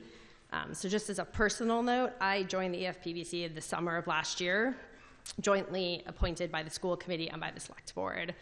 And I have a number of things I'd like to mention, but the first and sole one that a lot of people talked about is this at the pleasure of the school committee. I've been on the board or the committee for 10 months now, and it's been very interesting and very challenging. They're doing very technical work in a lot of detail. And I'm an engineer, and after 10 months, I think I'm getting it now. But it's taken 10 months. This has not been a, second week on the board understanding what's going on. And the idea that I could commit 10 months of my time to getting up to speed, going to weekly meetings, reading documents, trying to understand, and then be pulled back when it's no longer the interest of the school committee, or if this were to expand to other boards, is really almost insulting to me as a person, right? Spending my professional time to be doing this work. So that's kind of the main issue that I have with the article personally. I think there is also a point to be made that it feels though it's somewhat targeted towards Chris Nixon, who's our current vice chair. In removing him at this time, we have a summer of a lot of big work coming up. He has a very lengthy institutional knowledge of what's going on for AFPBC, and by losing him, we're losing all that knowledge and passing it on to a board that is capable, but does not have that long-term knowledge that he has that we really value. And I also think that one kind of last point I want to make, as a member of EFPBC, no one came to the committee to talk about this article, right? The first time I saw this article is when it was printed in the warrant book. I think there was a request to have someone come speak to us, and there was no reply. And so it was really surprising coming across this information, having not kind of been briefed on it ahead of time, which I thought would have been valuable. Thank you. Thank you. Mr. Belair. John Belair, Precinct 2. I want to take a step back to where we were a week ago when I was presenting on Article 27 related to the Morocco feasibility study. I put up a slide that went through some of the Module 1 eligibility period requirements that had a number of key deadlines, the feasibility study being one. But the school building committee was one of those requirements, as we've discussed, and the deadline for that was May 1st, which was a few days ago. We've already had to ask the MSBA for an extension, which they've granted, such that we can get into compliance so that we can move forward. This is, simply put, like, we're just trying to be in compliance with the MSBA. Mr. Nixon's expertise is incredibly valuable. He's stewarded many projects, including the high school that we're sitting in right now, through, and I don't think anyone in this room has the knowledge and expertise that he has, and I really hope that we can continue to have him, through a different appointment, be on the EFPBC. The Lynch 2025 website is fantastic. It was a great resource to me as I was learning more about the MSBA process and the work that we've done. This is just a matter of getting into compliance so that we can move forward with the Morocco project. It's clearly stated, as town council said, on the MSBA website, that the member of the school building committee, which the EFPBC is, it has other functions aside from just being our school building committee that do things such as monitoring the concrete and continuing to steward the facilities that we have. Again, it's just about compliance. So I'll leave it there. Thank you. Further on the question, Mr. Vernalia. Thank you, sir, so much. Brian Vernalia, Precinct 4. Not speaking on behalf of the planning board, but I will be referencing that a little bit. This is a super awkward conversation because we're talking about a member of town meeting, a colleague, and a friend, and it makes it so complicated to talk about it. At the same time, I want to back up a little bit and say that as a member of the planning board, I'm appointed to the Capital Planning Committee and the Permanent Street Tree Committee, and both of those appointments are at the pleasure of the planning board, and they can decide to replace me when they want to, and we do that. From time to time. So I think there is certainly precedent for when members of committees are appointed to other committees that they serve at the pleasure of the appointing committee. But it's still super awkward to be talking about this. So my question, through you, Mr. Moderator, to, I guess, the school committee or town council, what happens if we don't have a member of the school committee on the EFPBC as far as our application to continue with Morocco? Does it put our Morocco feasibility study and development at risk? Dr. Matthews.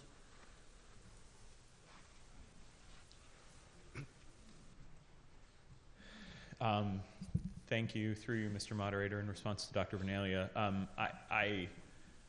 I can't imagine that there are many communities in the Commonwealth that have been faced with this particular situation, because there are a very small number of communities that actually have a permanent building committee. Most often these are one-off committees that are formed at the start of a process where we're invited into eligibility and then pass the feasibility study funding.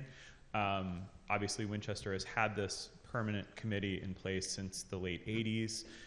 The format of that has been revised, I believe it was 1988, 1989, there was something in the mid-90s, and then again there was another article that came back in 2003. This has never made it into the bylaw, and so it truly is, I mean, thank you to the town clerk for pulling together a packet on this and all of the different articles that have been passed at town meeting.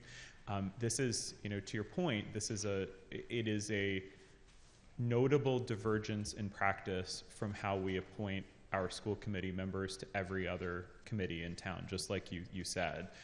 It is very rare. The typical language that is used is, I believe, Ms. North would probably know this, but I believe the typical language is the appointment is from and by the school committee. Because of the fact that this is a termed appointment without that language, it's a very awkward situation that we are in right now. And I wanted to reiterate what Mr. Belair said. I don't see this as something, I mean, it happens to have a very awkward dimension around one particular member who I hope would be able to continue serving with a moderator appointment on the committee. But it is also, we have already authorized the funding to be spent by the Educational Facilities Planning and Building Committee. So if that is not a compliant committee, I mean, I just can't imagine that this has ever, I mean, Ms. North can probably tell us, I can't imagine this has ever been a situation that towns have found themselves in before. It's just an unfortunate, you know, we've come to an edge case in Winchester's history where the 4 town meeting articles have come into conflict with what we actually need around the Morocco School Building Committee. So I mean, sure, I would assume that we could potentially find a workaround, but it's just not, in my view, it's not good practice. Thank you. Mr. Nixon and Mr. Bagnani, can I ask you to speak last so that, because you've both technically already spoken, and that way you can both have the final words? Is that okay? I spoke on behalf of the committee. I'm just rising. Technically he did too, but sure. Just just to keep it clean. Mr. Cummings? Thank you, Mr. Moderator. Jared Cumming, Precinct 4. I'm actually just seeking a little bit of clarification and making a suggestion here. So we heard from the proponent, I believe when it was introduced, that this change in language would allow the school committee to put a member of school committee on when necessary, take them off when not, when they get too busy doing other things, and then that would presumably then be not a member of school committee, it sounded like. But then aren't we in and out of compliance with MSBA in any case? Now, and if there are cases when you only need somebody from school committee on there to be compliant, other times not, you lose, with this setup, you get that whipsawing that somebody mentioned, that you lose that continuity. So I'm curious about the selection of the mathematical operator that was used here. It was subtraction or division, remove and replace, versus adding. Why not keep the committee's current makeup and have an article that adds a permanent member of school committee? If we really want that longevity, both of experienced people who've been on the committee and to have school committee on there, why not add a member and then we are in compliance in perpetuity? That would seem to be a better. I'm happy to work to amend the article from the floor. I have a motion ready. Former moderator Von Mirion, I yield the balance of my time. Which is not in order, and the former moderator knows that. Thank you. Ms. Von Mering? Thank you very much. Heather Von Mering, Precinct 8. I would like to make a motion to amend, if you will find it in order, even though you did not get it beforehand. Can I see it? It is moved and seconded to amend the membership of the Educational Facilities Planning and Building Committee, the EFPBC, by adding 2 additional members, with 1 member being a sitting school committee member and another member being the Director of Finance, which I believe that is the person that they felt was most important from the school department to be added. From the school department. Just someone from the school department? Okay, so with another member being of an employee of the school department. No. The Director of Finance from the school department. Oh, okay. So the Director of Finance from the school department, not the Director of Finance for town. Is there a second?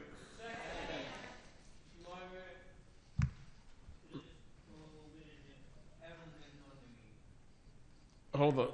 Mr. Deering, That's why I'm adding 2. yeah, we're adding 2. It's 15. There's currently 13 members, and if you do this amendment, there'll be 15. Do it that way, too. So we're going to take up the amendment, discuss the amendment, and then vote on it. Mr. Torello, would you like to speak on the amendment? Thank you, Mr. Moderator. Terrence Torello, Precinct 2. I also am a current member of the EFPBC, and I'm fully supportive of this motion to amend. I would point out, in my experience in the past year being on the EFPBC, I don't believe we've ever had a member of the school committee join our meetings, which are open and anyone is able to join them. And so I think having a sitting school committee member, as the amendment is moving, would be a beneficial change to this article and to the EFPBC moving forward. Thank you. Thank you. Has the select board been able to caucus? Can we get the recommendation of the select board proponent? The select board voted favorable action on the amendment. Okay, Mr. Nixon. I School don't committee, believe I'm he's. sorry. Oh. Thank you, Mr. Moderator. Through you to town meeting, the school committee also voted 5-0 favorable action on Ms. Van Meering's amendment. Thank you. Thank you, Mr. Moderator. I welcome Ms. Von Meering's motion to amend, and I'll vote in favor of it. I want the meeting to know that Mr. Marin, who I mentioned in my remarks, he is the Director of Finance. There is not a single EFPBC meeting we have, and we have been meeting weekly for 2 or 2.5 hours a night for many, many, many months. We just met this past week on Monday. There isn't a meeting that goes by that Andrew's not there to support us in some way, usually for the entirety of the meeting. So he functions essentially as a member. He's recognized by the chair. He participates in our discussions. I think it's a great idea. Is he the superintendent's designee currently? No? Okay. Okay. Thank you. Mr. Bagnani? On the amendment. Is there anyone left? You asked me to speak last.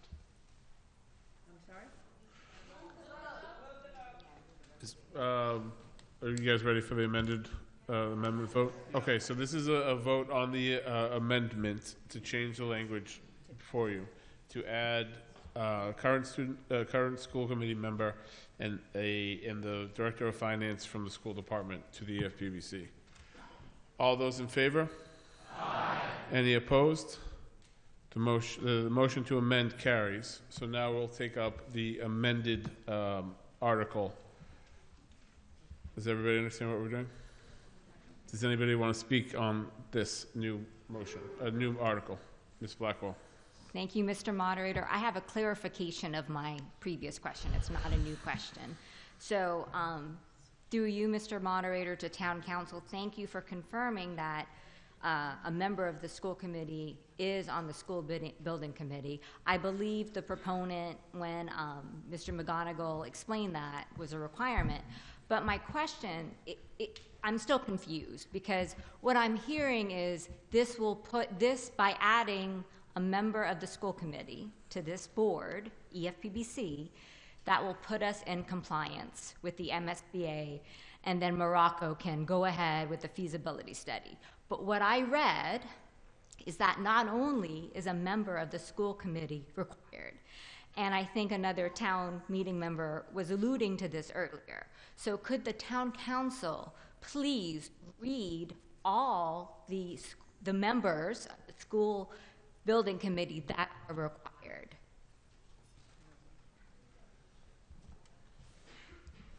Ms. North.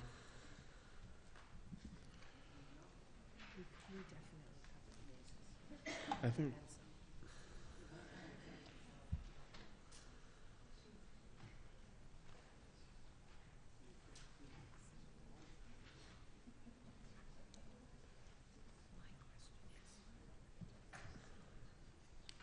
Ms. North? Through you, Mr. Moderator, the regulations, and let me just find the exact language, the school building committee shall be formed in accordance with the provisions of the eligible applicant's local charter and or bylaws, and it is recommended that the city, town, regional school district, or independent agricultural and technical school make a reasonable effort to include one or more of the following individuals. The only reason the answer for the school committee member is different than the other members that are listed here, which just says recommendation, is the general laws require under 7168 requires a school committee member. The general laws don't, as far as I know, do not require any of these other members, and these are recommendations. These are not a requirement. One or more. Thank you. Thank you. Mr. Bargnani? Thank you. I'm happy to support the amendment, as I indicated to Ms. Von Mering shortly before she made it. I just wanted to address what the original motivation of this was. So the state of the town had a bunch of conversations, as all of you know, about our facilities. We have Parkhurst, we have Mystic School. That was transferred to the select board ultimately. There's always been this conversation about where are the students, what is our facility strategy. At fall town meeting, this body supported an appropriation for a GIS study, and that was to figure out where the students would go. In subsequent conversations, the school committee told us they really needed to have a big hand in the master plan, and also Morocco when it came along, because yes, you can always amend the EFPBC as the Morocco School Building Committee and add one person to it, but it's really the EFPBC in large part at that point, right? The EFPBC already has 13 people, so you're adding sort of one person on the end, as opposed to a committee that's sort of created de novo from the Rock community. So this is the feedback we got over a multi-month period. We then took it to our board. After the board indicated unanimously they were supportive of it, we immediately sent it to the school committee, the EFPBC, the town moderator, and the Committee on Government Regulations after the town moderator 5 minutes later asked us to. So this was communicated to everyone. This was not an attempt to undermine any individual. This was an attempt to simply get this committee to a slightly better spot, especially in light of the fact that it has 13 members, half of whom, slightly more than half of whom, are appointed by the moderator. So we thought maybe the one seat the school committee controls is something that they should have sort of full control over. That said, I think Heather Von Mering's amendment completely addresses this issue, so I'd be happy to support it. Thank you. Is town meeting ready for the question? So all those in favor of the article as amended, vote yay. Any opposed? The motion carries, or the main motion as amended carries. The article passes. Thank you. That brings us to the final article of the evening and of the town meeting, Article 46, which is traditionally the last article where town meeting can offer up any committees or close any standing committees of town meeting. Are there any motions? Ms. Brady.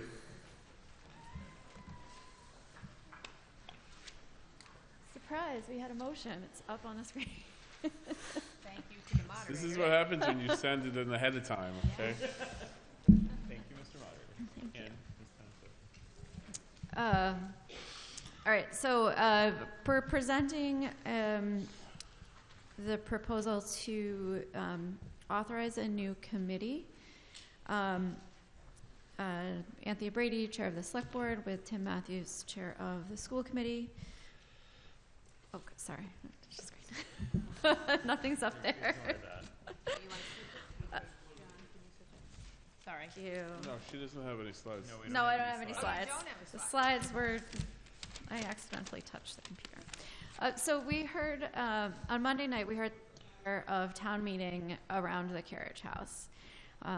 As a building under the care of the town, the select board, in partnership with the school committee, is proposing a study committee to address the future of the building. The study committee, which I believe everyone should have gotten a hard copy of this, and is also very small font on the screen. So the study committee will meet with the Historical Society and report back to town meeting in both the fall and the spring. Consider the study committee in a way as a proposal review committee. The committee will look to work with the Historical Society to make tangible progress on a public-private partnership to restore the carriage house.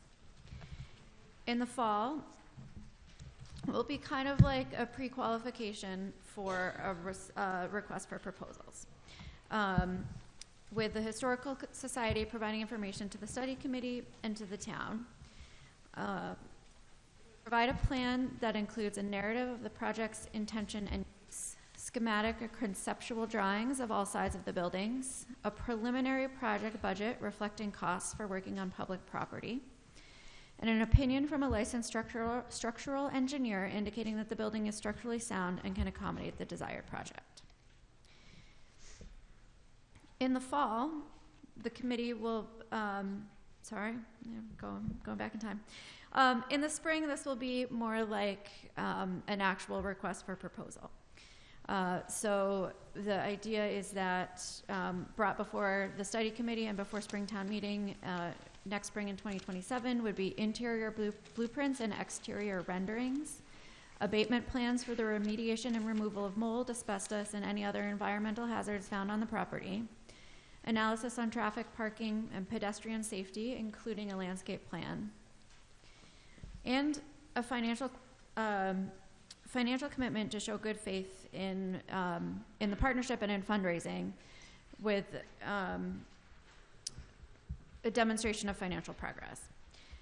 The study committee, as proposed here, will be made up of 5 members, each appointed by their own body, 1 from the school committee, 1 from the select board, 1 member of capital planning committee, and 1 member of the finance committee, and 1 member of the historical commission. We should note that in what's before you on the page, if you're on the second, the back side of the page, in the second to last paragraph was added, none of the study committee members may also be member of the society's board, nor have immediate family members who are members of the board, just to clarify that. And to note on the front side of the page, under the first bullet, I'm just looking where it is. It's the first bullet under and further. So, under the first bullet, there's been tangible progress towards a feasible plan by 2 weeks before the warrant closes ahead of either town meeting. The study committee will advise the town to enter negotiations with the society for including the carriage house in the long-term lease of the Sanborn House. So it just strikes the second half of the second line and the third line of that bullet and replacing it with the advise the town to. The select board voted favorably on this this article, as well as the amendments I just described, as did the school committee. Thank you. We'll open it up to town meeting members, beginning with Mr. Swanton. Hi, this is Bill Swanton, town meeting member of Precinct 5, and also a member of the board of the Winchester Historical Society. The ad hoc group that's been looking at the carriage house discussed this yesterday, an earlier version of it. This one is somewhat improved, but we still would be very concerned with the so-called definition of progress or success that's included in here.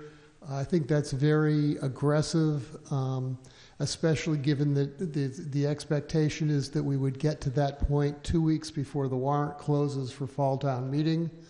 I'm not exactly sure when that is, but I think that's pretty early in October or September, if I remember correctly. Middle of October. Middle of October. And, you know... Before the warrant closes, sorry, beginning of September. Beginning of September, right. And I think one of the things you have to understand with all these things is there are funding cycles for any of the trying to get together money, get together people to do things. And I think this is probably too aggressive in terms of what you're looking for there.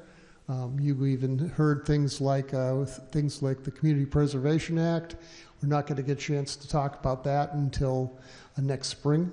So I think you know I like the idea of having someone to work with, a committee, but having this definition of success and a kind of a hair trigger that says, well, if you don't get all this done, we're we're just going to tear down the building is not in the spirit of what was voted the other night. Thank you. Please vote against it. Further on the question, Mr. Nixon? Vincent Dixon, Precinct 3.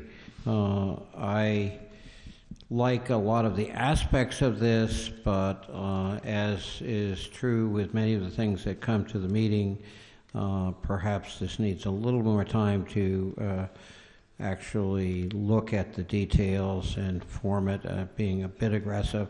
And we only just, in the last few days, reached a point where there was a pause on further demolition efforts. I think perhaps the negotiations are positive, but need a little more time to develop. So I wonder if a motion to delay this to fall meeting would be in order.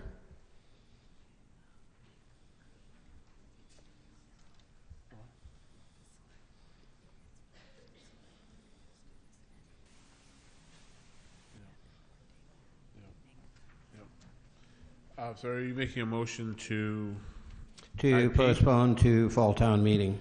Well, so with further negotiations understood. To indefinitely postpone? Indefinitely postpone to fall meeting, if that's the case, yes. Well, we don't have the authority to put anything on to the warrants of town meeting. The select board, and the select board can actually create this committee as their own committee outside of town meeting. So I think that's out of order. I'm sorry, but we'll hear from the next speaker. We're just going to vote on it, whether we can IP it or not. But we're going to vote up or down.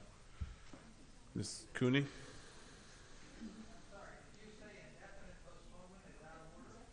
No, we're going to vote on this. This is the last article. We're going to vote on it when everybody's gotten a chance to speak. He didn't make a motion to indefinitely postpone. You have to get in line to do that. Ms. Cooney. Hi, my name is Nora Cooney, Precinct 5. For those of you who don't remember, the carriage house is in my backyard, so I am very invested in this with my young kids, and given the evidence of drug paraphernalia and et cetera that was found in the space, hairnet, towel, someone potentially living there, I just wanted to note that I do think it's important to have benchmarks in place so that this doesn't continue to be kicked down the road. I respect the vote of town meeting and the desire to save it. And I also really respect the Historical Society and Commission pledging to not use public funds in that effort to raise the private funds. So I do think it's essential we see that there is an appetite for that private funds in a timely manner, so that we know that this isn't just going to continue to be kicked down the road, because it is a safety concern and a concern for a lot of us who live in the area and have kids there, as well as properties that really abut it. A cigarette, a fire risk, and to that end, this is not cost neutral. As part of us not voting to demolish it, I personally am going to do whatever I can. I've already sent some emails to the police commissioner, the fire commissioner. We'll work with the select board. The building has to be made secure, and there are going to be costs associated with them. Ideally, those costs would be borne privately as part of the effort by the Historical Society in this in-between time. But we have to make sure people cannot enter that building and that there are fire protective measures in place, which there currently are not. If you even walk by, there have been recent attempts, even in the past week, for people to break in. It is a constant, ongoing safety concern that's very real, and town meeting needs to take that seriously. Thank you. Thank you. Further on the question, Mr. Nixon. Thank you, Mr. Moderator. So this Article 46 has some math in it that gives me the opportunity to say something I was biting my tongue on the other night. Page 2 refers to, there's this threshold, obtaining financing equivalent to 50% of the project budget or $3 million, whichever is less. So that would intimate that there is a project whose budget is $6 million. Some said the other night that when the project at the carriage house was rejected, and that was a little over $7 million, I want to be really clear about something. $7 million is what it takes to restore the envelope of the carriage house. That was for a full gut of the building, a demolition of the concrete block wing built in the 60s, and central office, all electric building with air source heat pumps, and an elevator, which in 2022 had a project cost of around $850,000. Today, an elevator is $1 million. So Mr. Swanton made a comment the other night aspiring for some solution for the carriage house that would avoid having to comply with ADA, and there is a pathway to do that, especially for historic buildings. I would just share with the meeting that when we last looked at estimates for some of this work piecemeal, this is going back 2 or 3 years, the cost to address the roof in the envelope was between $1 and $1.5 million. The cost to gut the interior of get rid of hazardous, the mold, was on the order of $500,000 to $1 million. That's a lot of money, but we're not talking about $6 or $7 million to stop the decay of the carriage house. And to my friend Doug Marmon, I guess I'm happy to make a motion to indefinitely postpone.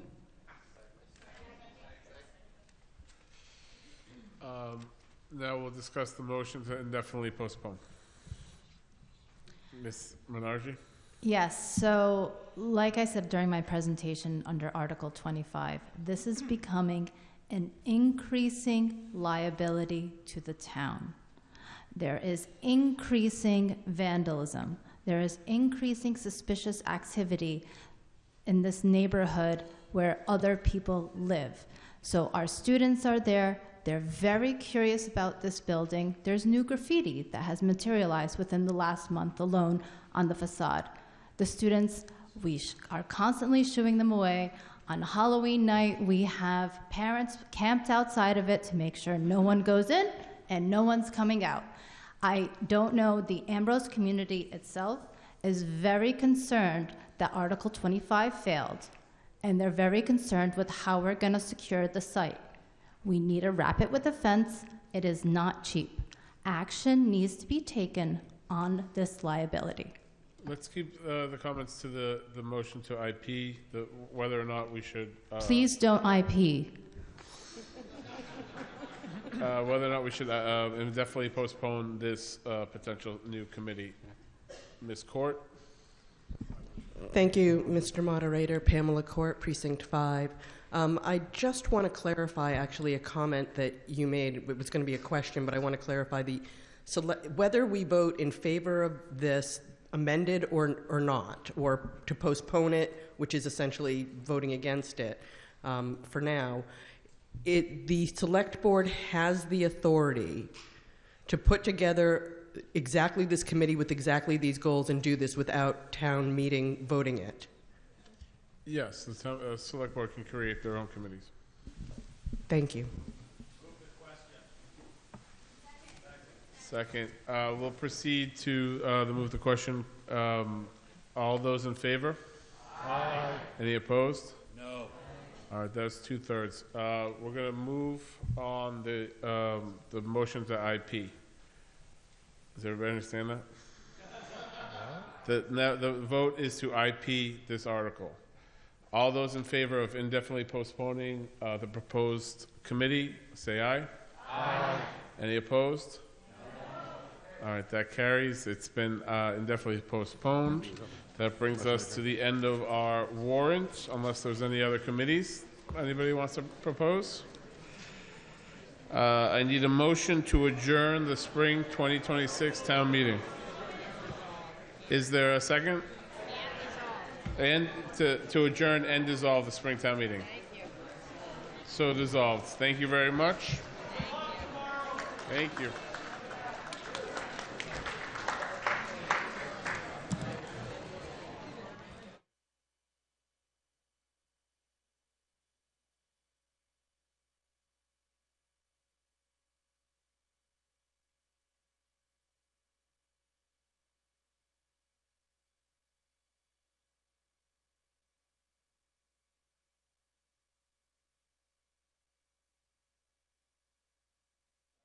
Good evening once again, ladies and gentlemen. I'm Alan Iden here at the fourth and final session of Winchester's Spring Town Meeting here on May 7th, 2026. So let's recap what has happened tonight. The first article was the budget.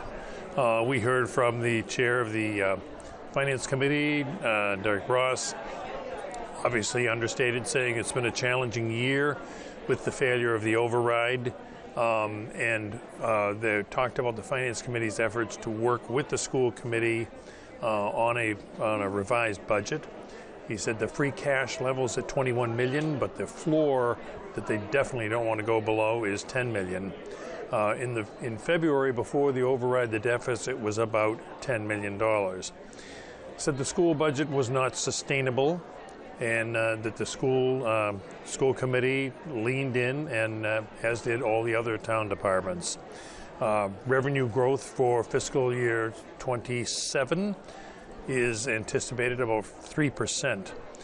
The total budget is 171 million.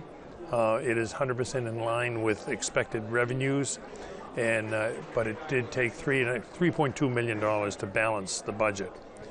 He said there still needs to be long-term planning for 3 to 5 years. Chair of the school committee said that there are 32 full-time equivalent cuts, talked about reductions in services, and it is not a result of poor fiscal management, but the costs are rising faster than the revenue.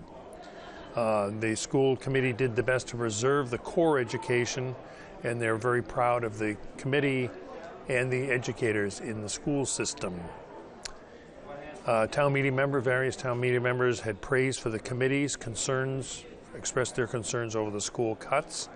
Roger Wilson questioned the enrollment projections. Dr. Hackett, the superintendent, explained that many factors go into these projections, but again, emphasized these are just projections. We heard from a McCall student who said that adults in the room don't understand or comprehend the problems in the schools, and she suggested we develop more stores for more tax revenue. Then we moved on to actually passing the budget. Just quickly, the groups were, there was $3.8 million allotted to the Building Stabilization Fund, $3.8 million to the Capital Stabilization Fund. General Government got $7.3 million, Culture $2.7, Health and Social Services $1.1, Public Safety $1.4, Public Works $10.1, Education, the school budget, $73.9 million, undistributed was $31.3, and $14.3 million for principal and interest on the town's debt. $13.6 million went to the Water and Sewer Enterprise Fund, $2.6 to the Recreation Enterprise Fund. All of these passed unanimously. Article 33, the report of the Personnel Board, talked about cost of living raises, 2.5 increases in cost of living for non-union employees. The fire union contract was certified, and there was a motion to cover those costs. Talked about an increase for paramedic certifications in the fire department, and the funds were allocated to cover these increases, as well as funds for expected increases pending the resolution of the police union contracts. Article 38 was transferred necessary funds to balance the budget, just a housekeeping article. Article 42 was the next one on the docket. That was a proposal to create a study committee to study ranked choice voting. That was a citizen's petition. He said the current system discourages participation. There is a spoiler effect where minor candidates draw votes away from major candidates and resulting in fewer candidates. He said it's used in Cambridge, East Hampton, and several others have petitioned the legislature to use it. The League of Women Voters said they support it, but several town meeting members said it put a burden on the town clerk. They also, several members said it was not appropriate at the local level, one saying, quote, a solution looking for a problem. Very close vote, but 72 to 75, it failed to establish this committee to study it. Article 43 was a no vote because it was the moderator ruled it was a mandating an action of town government, which is not appropriate for a town meeting. It was to remove a certain drain. Article 44 put forth by Selectman Betancourt was indefinitely postponed. Article 45 was a citizen's petition to change the composition of the Educational Facilities Planning and Building Committee. The member, actually, I'm sorry, it was not a citizen, it was actually put by the select board. The member from the school committee will serve at the school committee's pleasure. The 11th member is the superintendent. We heard that no school committee member is currently on the EFPBC, and that does not comply with the regulations of the Mass School Building Authority, which the town will be looking at for funding for the Morocco School and other future. EFPBC opposed this, but town meeting member Heather Von Mering added an amendment to add 2 permanent members to the committee, one from the school committee and the other is the finance director of the school department. That unanimously passed, that amendment unanimously passed, and the article as amended was passed. And finally, the last article of the night, the school committee and the select board put together a proposal for a study committee for the carriage house. If you remember, demolition of the carriage house was defeated in Monday's town meeting. They said this committee would report to town meeting in the fall and next spring, talk about design, proposed financing.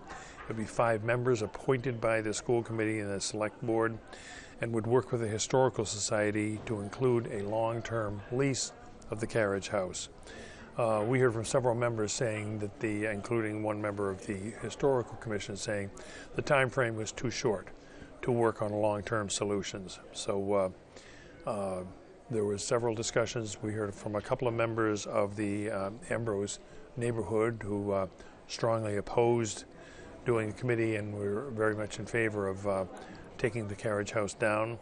But there was a motion to indefinitely postpone it, which passed, and that killed that committee, the formation of that committee. And that wrapped up town meeting. Most of the night's presentation was on the budget. I think there was a recognition by the town meeting members that all the committees had worked together. There was a lot of citizen representation here and feeling that the schools were being underfunded and there were going to be real problems. But I think in the end they recognized that with the non-passage of the override, this was the best solution. So that wraps up our spring 2026 town meeting. As I've said before, I'd also strongly recommend, if you're not already a subscriber to winchesternews.org, they can cover this town meeting in much better detail than my quick notes and this quick summary. They're a great resource. You go to their website, winchesternews.org, and subscribe to a free subscription. You get it in your email box every Thursday morning, and their website is constantly being updated. So a great resource. They look for donations, but again, the subscription is free, so winchesternews.org. And for all of us here at WinCam, I want to thank you for watching. Thank you for watching our coverage. We appreciate it. And for all of us here, I'm Alan Iden. Have a good night. Thank you.